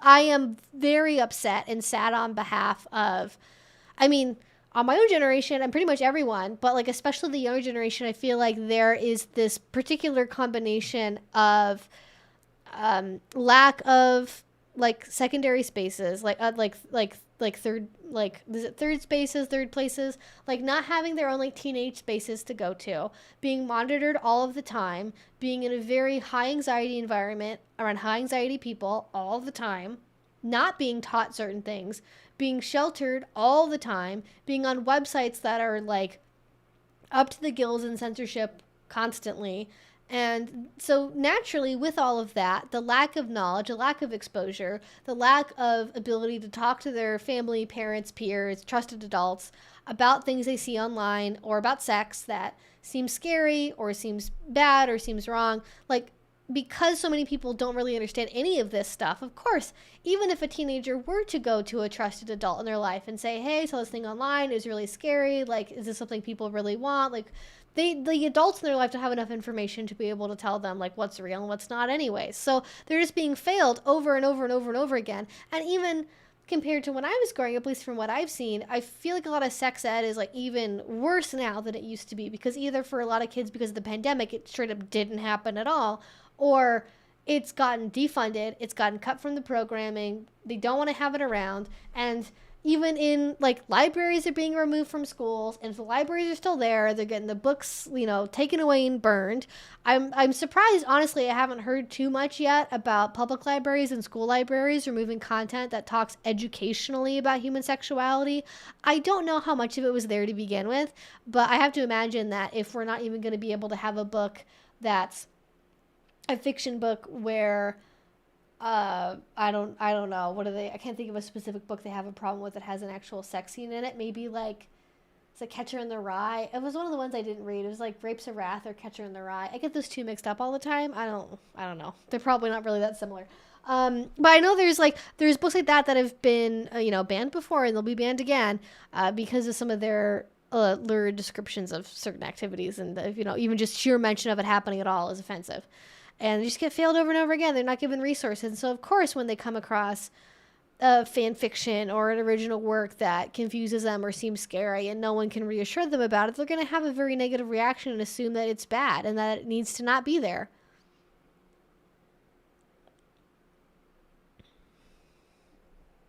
We love watching people go, I can do this better, right? Before proceeding to create an even worse monstrosity. I mean, the cards are really stacked against everyone here, because I think the people that are the most likely to be making decisions and have the power financially and otherwise to be able to make choices are making it worse. Like removing funding, removing physical access to resources outside of that, like removing educational everything. It's really sad. Really, really, really sad.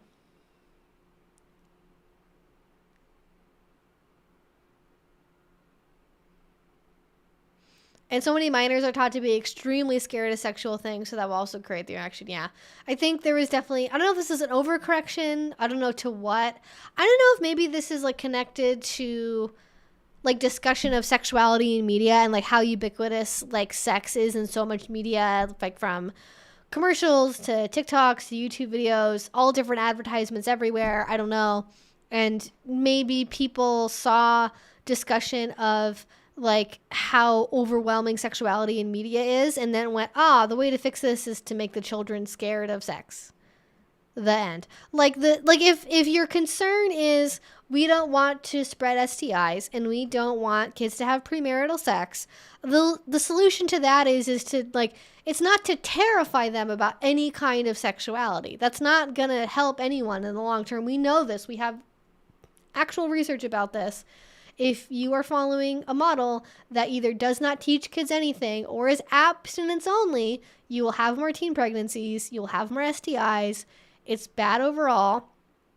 And even in programs that maybe have some limited examples of certain things, but then overall are still about scaring kids, you are just only creating guilt and shame. You're not getting rid of the behavior existing.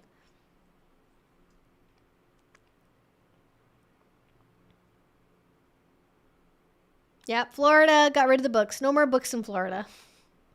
Sorry. No more books don't exist there anymore. They got fucking put in the Everglades. Like Okeechobee, full of books now.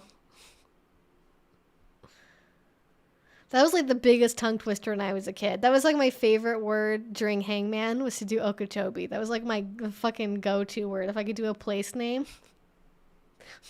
They probably don't play that in school anymore either. Can you imagine that? That's like such an antiquated... We're going to play, as fucking second graders, we're going to play a spelling game where we draw a picture of a man being hung. Like, what? Like, there's no way that kids are still doing that in schools. There's no way.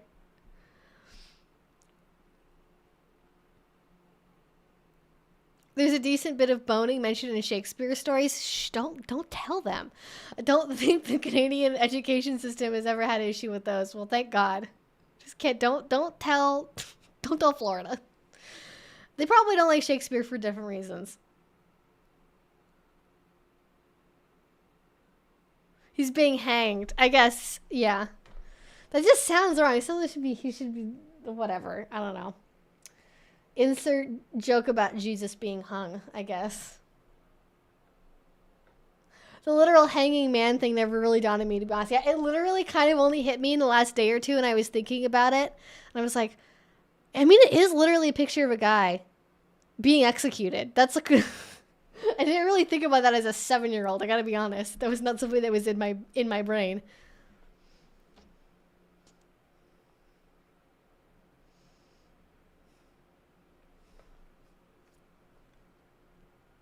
The alligators are thankful it's been far too long since people donated books to them. Yeah, they're running out of reading material. They gotta, they got a lot to, pass the time while the hurricane hits. My hometown high school board is currently being pressured to remove books that mention sexuality at all. It's so sad to watch. Yeah, I'm just really failing these kids left and right. So all this is to say, like, yes, I can be upset at people that, and like upset and confused at people that are very, like, especially young people that are very vehemently anti-sex online. But I don't think it's surprising given the sheer preponderance of how many forces are steering them in that direction in the attitude towards sex. And like how much harder it is for them to find information online. Like when I was getting into like early college age, and like that was relatively older compared to a lot of people, but I mean even in like fucking high school when I was like a sophomore, maybe I think that was when I first got a phone. It was maybe actually Christmas freshman year. I got a phone and there was a text line that you could text that I don't know who ran it, but you could ask it questions about like dating and stuff, and I could ask it like, what's it like when you kiss someone? Like the kind of thing that you would be fucking mortified to like ask an adult in your life. But I didn't necessarily want to Google, because like at those times, phones weren't connected to the internet, or at least mine wasn't. You had like one shared like home family computer that you all had to, work together on in my house. And so I couldn't like be there where like my mom's doing her fucking cross stitch next to me. I can't be like Googling, how do I kiss, what is kissing a boy like? Like, that's not gonna happen, okay? That's not, no. So there were ways to like text and like ask questions and get answers about what that's like. And then eventually there were like YouTube videos about it, but even those obviously are not as prominent because they're not like being made as much, right? Like Sexplanations isn't making videos as often anymore. Lacey Green hasn't made content consistently in several years now, and there's maybe a few other channels here like Hannah Witten, for example, but it's just very hard to organically find them these days compared to YouTube of yesteryear, where everyone on YouTube wanted to see a video about like what is cunnilingus, and that was just everyone was like, what is that, let's find out together, and you have a little 5-minute video about it and it gets 7 million views. There's a lot of people learning about cunnilingus.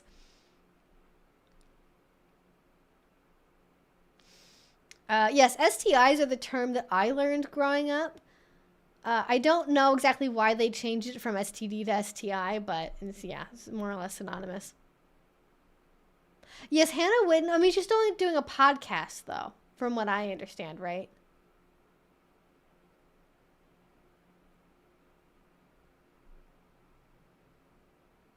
Yeah, Mama Dr. Jones is great, but she's not really sex ed. She's more like, I mean, but that's also important for kids to know about, too, right? Having an accurate understanding of, like, how pregnancy happens and what it's like to have a baby. Like, I think, great. Love that. It's definitely part of the continuum of things that people should be learning about that are probably not being taught. My state made it mandatory for science-based sex education, and to see a video of a vaginal birth and a C-section. No, thank you. Oh my, no. The rate of teen pregnancy dropped over 40% the year alone. I mean, okay, so if you are just trying to teach kids about the practical events that happen, there is not a reason to show them a video of an actual birth happening, C-section or otherwise. You can demonstrate that just fine with like cartoon drawings, and I think those are plenty graphic enough and get the point across. The reason you do that, the reason a state or anyone would include that in a curriculum is simply to scare children. I don't think that that's good, because I know how that affected me. We didn't do that with like pregnancy that I remember, but they did that with STIs. And there were like probably 2 days of health class during the part where we were doing sex ed where they talked to us about STIs, and it was literally like 2 days of just showing us graphic images of STIs at their absolute worst, like infecting genitalia. And that was absolutely to scare kids. You know what I did? I kept my head down. I didn't look at anything. I was not paying attention, and I was desperately just trying to read a book and focus on anything else because it was so disgusting and so horrifying to me, especially at that point, a basically sex repulsed asexual teenager who didn't know it yet. Like the being forced to interact with that was horrifying. Like, I didn't learn anything, and that was what they focused on. There were little bits where I think things were good, and they, you know, talked about like healthy relationships and dating and stuff. Like, it wasn't only all bad stuff in my sex ed curriculum, but they definitely did not focus on like, you know, it was just terrifying kids. And so, like, is it good that that drops pregnancy rates? Yes. I think that terrifying the children is how we get to where we're currently at, and that's not good.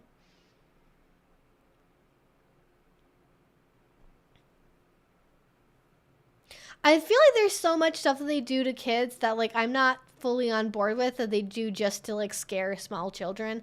Like, I have a very vivid memory of maybe, like, 4th or 5th grade. They came in and they had, like, actual, like, a healthy lung and a smoker's lung, and they had you, like, literally touch the smoker's lung. And, like, I mean, God, talk about giving kids, like, you know, want to make sure kids like feel grossed up about medical stuff and, like, you know, have a bad relationship with that. That's how you do it. Force them to interact with like graphic shit, like at an age where they can't really process it. Fantastic. I do have a little bit of my issue. I think my total package of what I would want to see in sex ed curricula is having a mandate to provide science-based sex education at age-appropriate levels at regular intervals through the education system.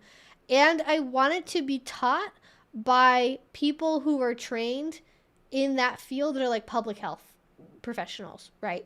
That are literally, their job is to do this communication.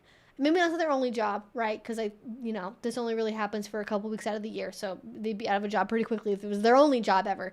But having people that are trained to do it, as opposed to like, you know, having your fucking like second period history teacher also be the one who teaches you about what an erection is. I feel like we put way too much on regular teachers.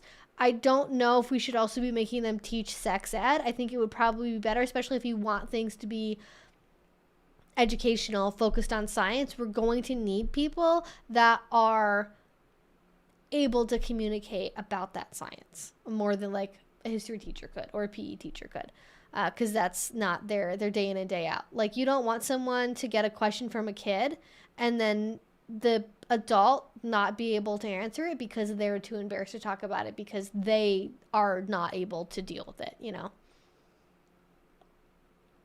I thought the dare line was hot. That's all I remember. Yep. I feel like I remember the dare lion. I did go through the dare program at one of my schools I went to. I think the idea is like the health teacher is usually also the PE teacher. I don't really know how equipped they are to really teach about sex ed, though, because they don't really get taught about that in their curricula for school either. So there would have to be a lot of changes. But they're in Washington State. I don't know if that's the one you were talking about. I know in Washington State they did also have a law passed to mandate science-based sex ed. But because that, okay, what that means then has to be litigated of like, okay, what do we include that? What does that look like? You end up with stuff, and when you put it in front of an actual, I was going to say sex professional, but that's not what I mean. I mean, like, people who study human sexuality as a profession, like professors and researchers in that area. I think it was Dr. David Lay, I want to say, on Twitter. I saw post this where he posted some images from like his kid in school and like what she was being taught for sex ed in this new like science-based curricula. And it was scarcely better than what was being taught before, from what I remember, going through a similar program on the East Coast that was not mandated to be science-based. Like, it's still, like, it's science-based, but, like, oh, great, we're using a research from fucking 1985 because that is what everyone could agree on. Not just sexologists. Like, it's, because some of them are sexologists, but not all of them. Some of them are psychologists, some of them are sociologists, some of them are researchers, some of them are professors. My gym teacher was absolutely not equipped to be teaching sex ed. If anything, a science teacher should have taught it. Yeah. Like a fucking, like, especially for high school students where you have, like, biology teachers, like, that seems like that might be the way to go there.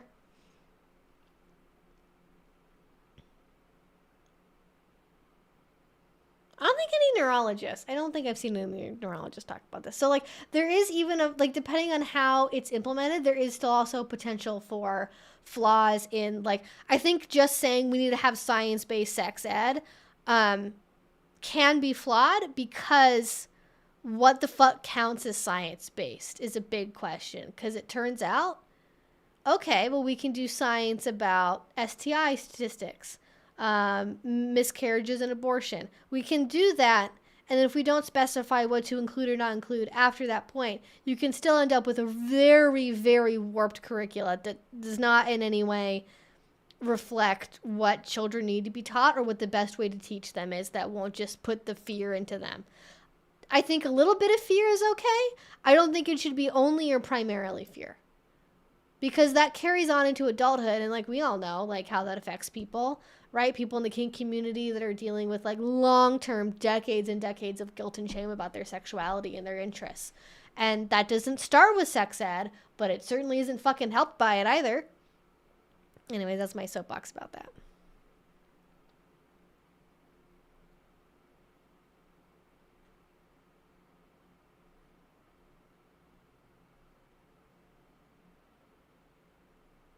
Yeah, I'm 41 and all I got was abstinent sex ed. Yep, that's very common. That's what I got, more or less. It depends on what school I was at, but you know. Are you not cold with short sleeves? Well, I have my sleeves rolled up. I have long sleeves. No, it's warm. It's supposed to start snowing now. It's keeping it warm. I'm honestly grateful for seeing a video of a birth later in high school. It was a great experience. It was a bit scary, but it handled very well for my class. I just feel like something animated would probably be, like, I don't think you need to have it live action. I think that's probably too graphic. I think that has the potential for be too graphic. I think that's just veering into, like, okay, we're not just doing this to educate people. We're doing it to shock them and scare them. And I feel like whenever possible, that should probably be avoided as an educational tool. Because we've learned that that doesn't work for basically any other form of learning, right? Like, we know that if you teach kids math and then you fucking smack them on the hands when they get the answer wrong, it doesn't magically help them get the right answer, right? If you scream at them when they don't get the right answer, it doesn't help them learn, you know? Like, if they're afraid while learning, that doesn't actually help them learn. But I think for some people it's probably fine. I think it's not necessarily you need to appeal to the lowest common denominator. I think you just have to kind of consider what your priorities are.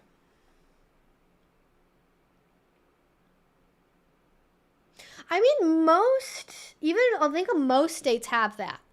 Not necessarily they have sex ed is like talking about sex, but they definitely have kids on a track from the time they enter school to learn about things like boundaries and consent and, like, you know, that kind of thing. And it like integrated into the larger educational program. I'm not a teacher. I've never been a teacher, so I don't really know a lot about that in detail, but I do remember seeing that before.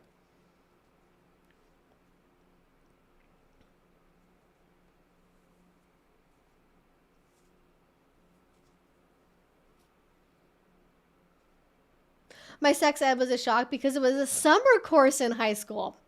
Fascinating. I didn't know that was a thing. 3 months and 3 weeks of the worst things the human body can go through. Whew. Oh, that does not sound like a fun time.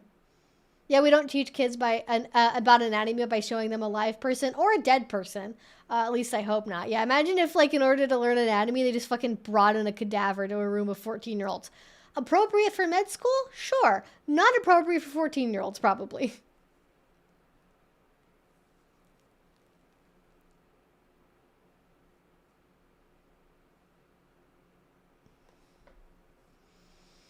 Well, at least the Catholic school learned.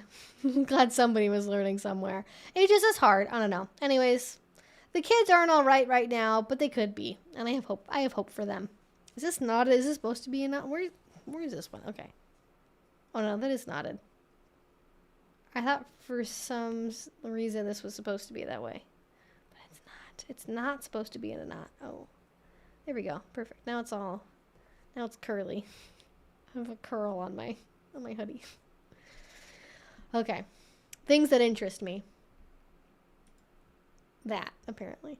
Okay, let's get to a couple more questions. Okay, I've definitely missed a lot of questions because right now we're talking about...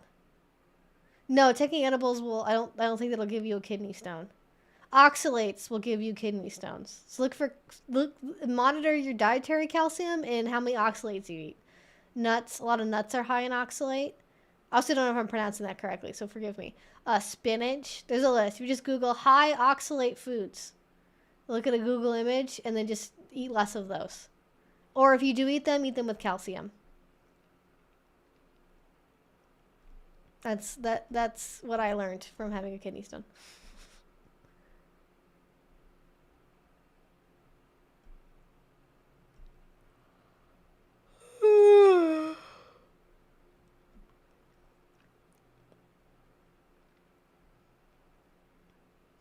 I feel like bragging about the amount of books you read is a problem regardless of how you experience them. Quantity over more useful metrics. Yes. Yeah, it's I mean, it's funny. It was commented by just a book. The books have opinions now about reading. No, I do think that, like, anytime you are bragging about quantity over, like, your actual enjoyment of the experience and, like, speed being the priority. I mean, like, okay, like, maybe speed running is different, but, like, in general, if you're just trying to consume as many things as possible, that's probably not going to be great in the long term. But I think my point of saying that is when you're listening to audiobooks, you can consume way more than reading physical books for most people. Because it's much easier to multitask listening to an audiobook versus reading a physical book. Woo.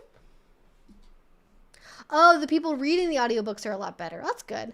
Yeah, the last time I read one, I mean, it was a nonfiction book, so I kind of expected it to be that way, but there's definitely a lot of people that are getting into voiceover stuff for audiobooks, which is great. I'm in my mid-20s, and even just in the last 10 years, readers are so much more expressive than what I remember them being when I was a kid, like listening to A Wrinkle in Time versus Kate reading. Interesting. The more you know. Maybe I gotta check out audiobooks again. Revoke my hater status.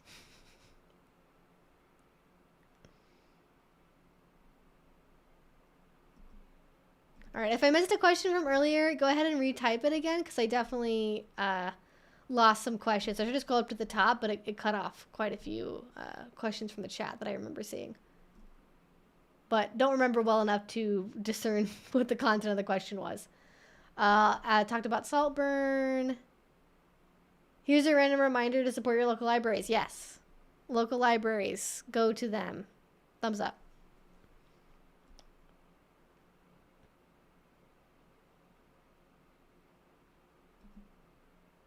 Great video on the Manosphere. As a substitute teacher, I can see this a lot in the students. Great video. Thank you, and good luck. Substitute teaching is not an easy gig.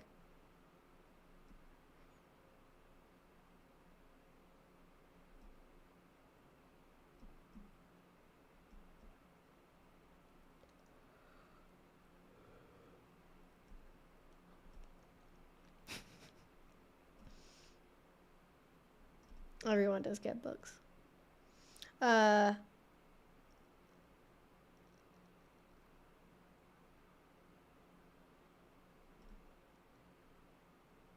My Goodreads 2024 challenge is 12 books. I thought that was high, one per month. Apparently most people do 100. Oh my word. Yeah, I mean, because the people who like use Goodreads as a social media platform are very high volume readers. I actually have the same goal. I'm not writing anything down per se, but like I have the same goal to read 12 books in 2024. How are you feeling about this next year politically? There's talk of banning adult content. I mean, I feel more or less the same I've been feeling. Like, I don't think there's going to be any big seismic shift. I think it's been kind of little pebbles falling for a while. I don't think that we're going to see like adult content banned from the whole internet. I think it's very likely that things become more and more restricted on more and more websites, and things are gonna keep going in the same direction they've been going in. I don't know if there's gonna be any really big moves. I am worried, and I want to yell at people on fucking Twitch that cannot help themselves from fucking pushing the boundaries to the maximum. Like, I'm like, do you want us to not have anywhere we can talk about anything anymore? Do you really want that? Because this is what's going to happen if you keep going this direction. Like, for people who are not aware of, like, live streaming culture and, like, Twitch stuff, a couple weeks ago, last month, somewhere around there was a loophole that was exploited about nudity. And then people instantly started, I mean, there was already sort of a meta developing of, like, implied topless streaming, where you couldn't actually see like nipple or below, but like the people that were doing this had ample enough cleavage to where like they could be on stream and they could imply that they were not wearing any clothing and maintain that fantasy. I don't know how they do that, because I like fucking move around the whole stream, so I don't know how you stay that fucking still and never let it slip. Either you're wearing a bandeau bikini top, or that you are actually just full nipple out, or that you're wearing like nipple pasties or something. But then they ended up making this exception for like artistic expressions, and then suddenly like all of Twitch was fucking covered in people drawing dicks everywhere, and then it turned into people having their whole bodies on screen and then putting like nudity censor bars over it, and then it just went completely crazy. Like, it was way too far.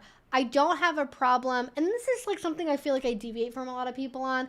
A lot of people, their initial response to that was sort of like, if men were doing this, no one would have a problem with it. It's only because women are doing it, people are mad at women making money. And I legitimately don't think it's that. At least for me, because I do talk about sex as part of my, like, a big part of my job, it would be impossible for me to talk about BDSM if sex was banned, because they're seen as synonymous.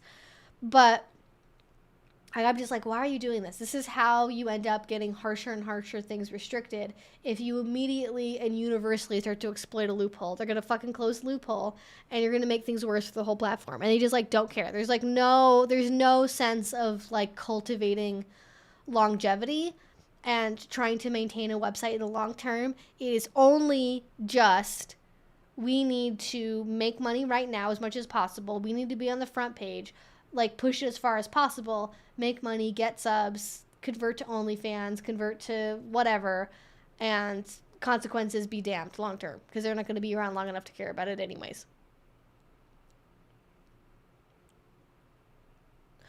Do you have any advice on food play? What household foods or drinks would be good for food play scene? I mean, really anything. I mean, it depends on, I'm going to assume you mean more like wet and messy play, like using food on someone's body, not like feeding them food. I would probably recommend staying away from like sticky stuff or stuff that dries sticky, because that can be very difficult to remove and like annoying, and also can like pull out, like if you have arm hair, like body hair and stuff, when you're trying to remove it, it can pull out hair and like be uncomfortable. And then, stay away from the genital area, especially if you're somebody with a vulva and you're more prone to UTIs. I recommend staying away from the genital area with food play. There's a lot of like really good classics. I think chocolate syrup is good. That can be kind of sticky depending on how it's made. Like whipped cream is great. Fresh fruit, great option. Not sticky, but you can still like mash it, and it's like fun to play with. Mashed potatoes, actually, that one gets overlooked. Cake frosting. I mean, it doesn't really have to be cake frosting. It should be frosting, I guess, right? What else do I see people use? for like food play stuff. I feel like tiny food is good, like little mini cupcakes, macarons, sushi. Sushi is probably good. A lot of people like that. Sauces are hard because I feel like they do verge in the sticky territory. But like stickiness may not be a problem for you. I just personally don't like feeling super sticky. So that's me. Yeah, but whipped cream is always good. Dairy issues.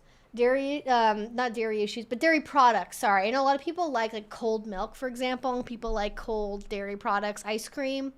That's also very popular. If you don't like ice cream, you do sorbet, right? Do a nice little fruit sorbet. Any other kind of food stuff I'd probably say is like a good intro food. Yeah, probably just avoid stuff that like is super spicy or sticky. Just because, I mean, like spicy isn't too much of a problem. It becomes a problem when it gets into your mucous membranes where you don't expect it. And unless you're a really hardcore masochist, there's not really a lot that is like texturally like different about sriracha. But your urethra will have opinions about sriracha going in that direction. So probably avoid that. Would be my opinion. Would not, unless you're a masochist who wants to play around with that. But then you also have to worry about the sugar and the hot sauces, and it's like there's so many reasons not to do it. There's so many reasons not to. I love sticky food. It's annoying to clean, but it's worth it. Yeah, like it might be the trade-off, might be worth it. I just think as like an intro thing, I would maybe, if you're gonna stick to sticky stuff, if you're gonna use sticky stuff, I would go for like caramel or hot sauce. I mean, it's like very appetizing. You can lick off the body, and it's not like super super sticky. I mean, I guess it depends on what level of caramel you're dealing with, because like caramel it has a range of how sticky it is, but I think those ones are like a mild level of stickiness compared to things that can get really like stuck on there.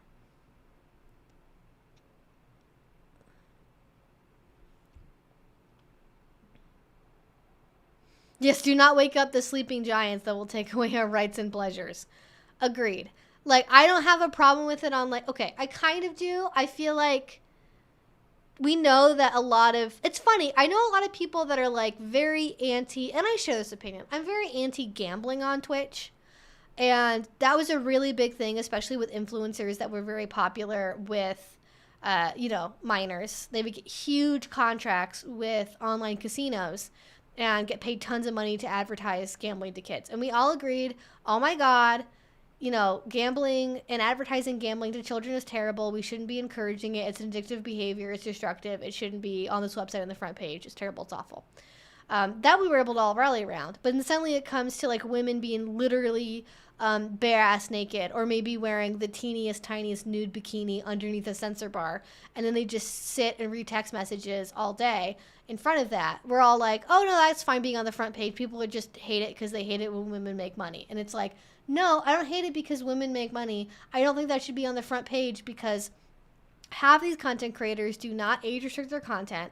And then even when they do, and they market as being for mature audiences, the Twitch banner that pops up does not actually indicate what the thing is for. It just says the creator of this stream has indicated that this stream may not be for all audiences. What the fuck does that mean? Does that mean like they're gambling? Does that mean that there's nudity? Does that mean they're swearing?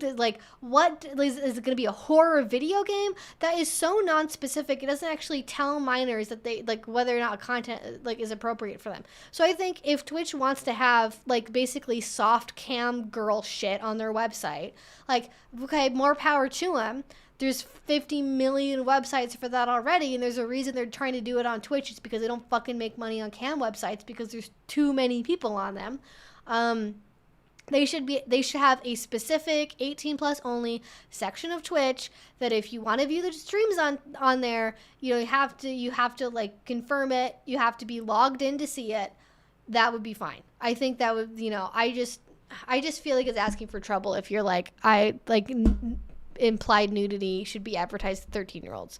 Because it's funny, because the same people that will be like, gambling on Twitch is bad because it's exposing minors to gambling and that's wrong, will turn around immediately when it comes to this and then say, well, Twitch actually doesn't have a big demographic of minors. And they pull up this thing that says, like, the biggest age demographic for Twitch is like 18 to 24 or something.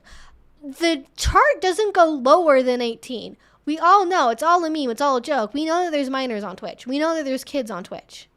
They're on there. They're watching.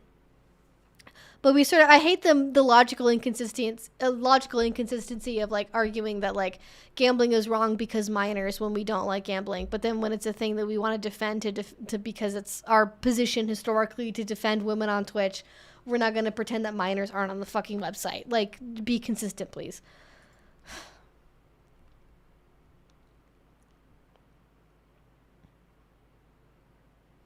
Honestly, pizza would be great for food play. Honestly, make somebody into a pizza. Make somebody have their skin, like, be the crust, and then fucking put some marinara sauce, and pizza sauce in that bad boy. Fucking cheese, pepperoni, I don't know. I'm a pineapple girl. It's controversial. I don't know. You have them hold a pineapple in their mouth, like a big wedge of pineapple. It'd be fun.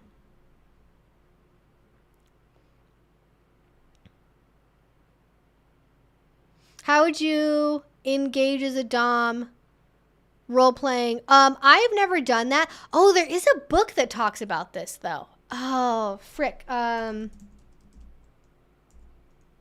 Give me a second. There's a book. I remember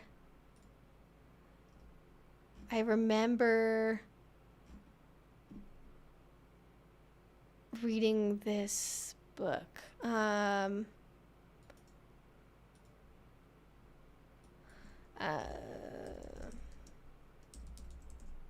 It's a memoir. What is it called?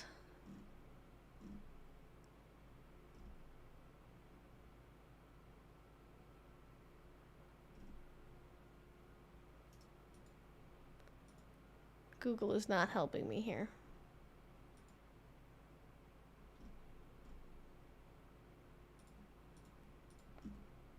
It was an older book.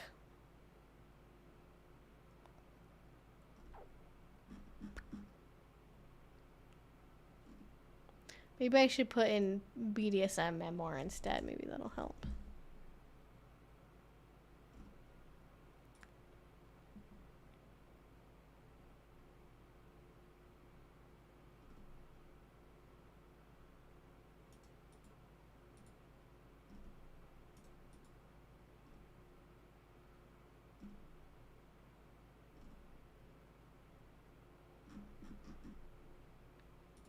Oh, that's a very old website.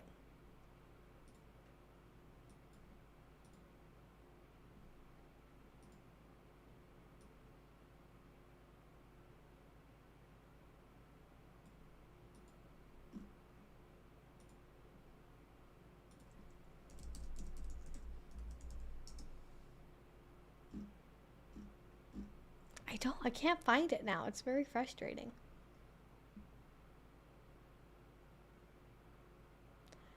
When I think of food play, my mind goes to wet and messy play. I would consider food play to be like a subset of like wet and messy play. Yeah, for the most part. I would consider feederism to be feederism. It's like a separate thing.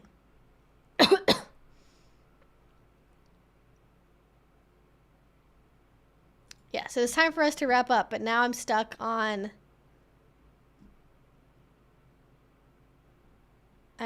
trying to find this book I remember reading.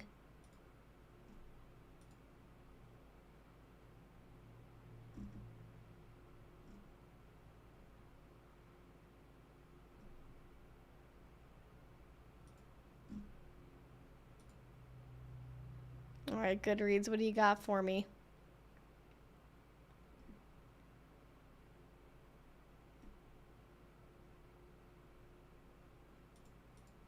Nothing.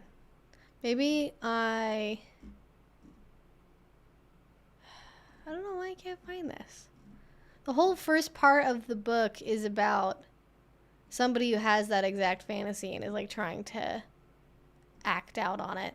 Like having a pimp fantasy, basically.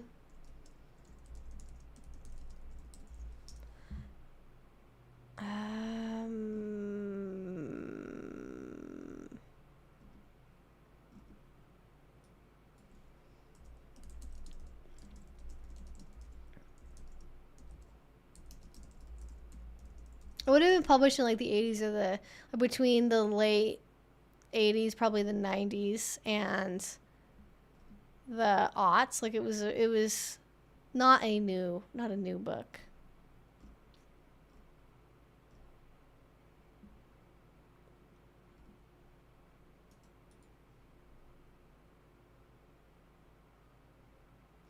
My sir and I tried the ice cream on the nipples thing, and it was not sexy. It was just sticky and gross. Yeah.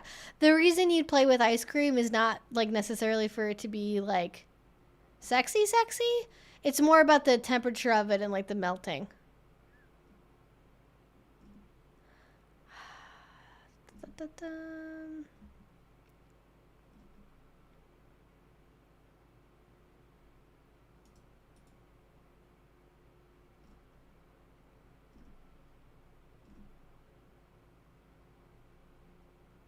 Maybe this book was more rare than I originally thought it was.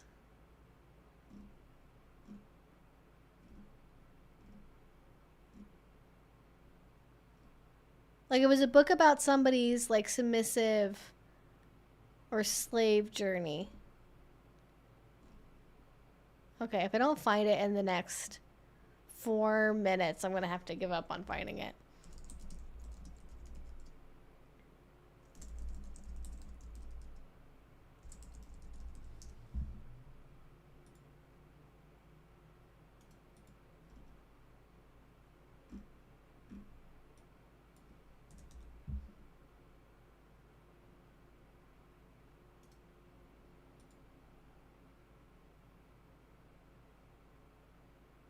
Do quesadillas count as a pizza? I don't think so. I'm gonna say no. I'm gonna say no, quesadillas are not a pizza. Wow! Firefox censoring me. Rude.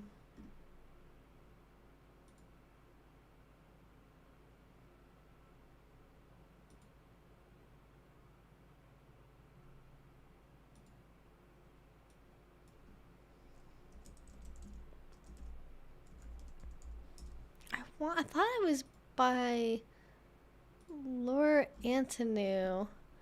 But I don't know. Maybe that's not it. Let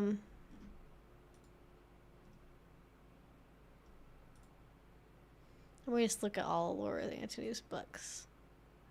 Because she has a bunch. She has the marketplace. She has like a bunch of stuff that's like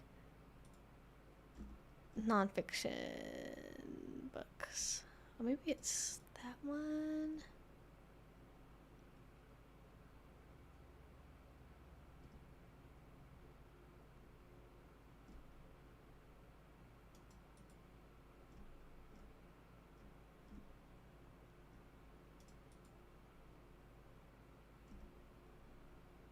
So many books. My God.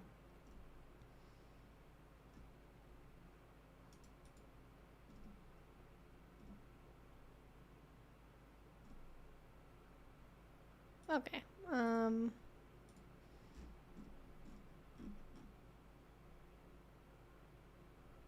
That's a separate story. Collection of essays. That's not it. No. No.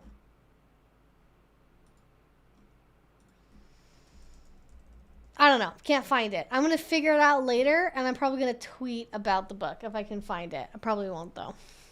I'm going to be mad. I don't know what that book is. Anyways, I'm going to go, y'all. Thank you so much for hanging out with me on this Friday evening. Don't really have any other big things to let y'all know about. Just stay safe this weekend if you are in North America. It's going to be really cold. It's going to be icy. It's going to be stormy in a lot of places. So do your best, and I will talk to you soon. Bye.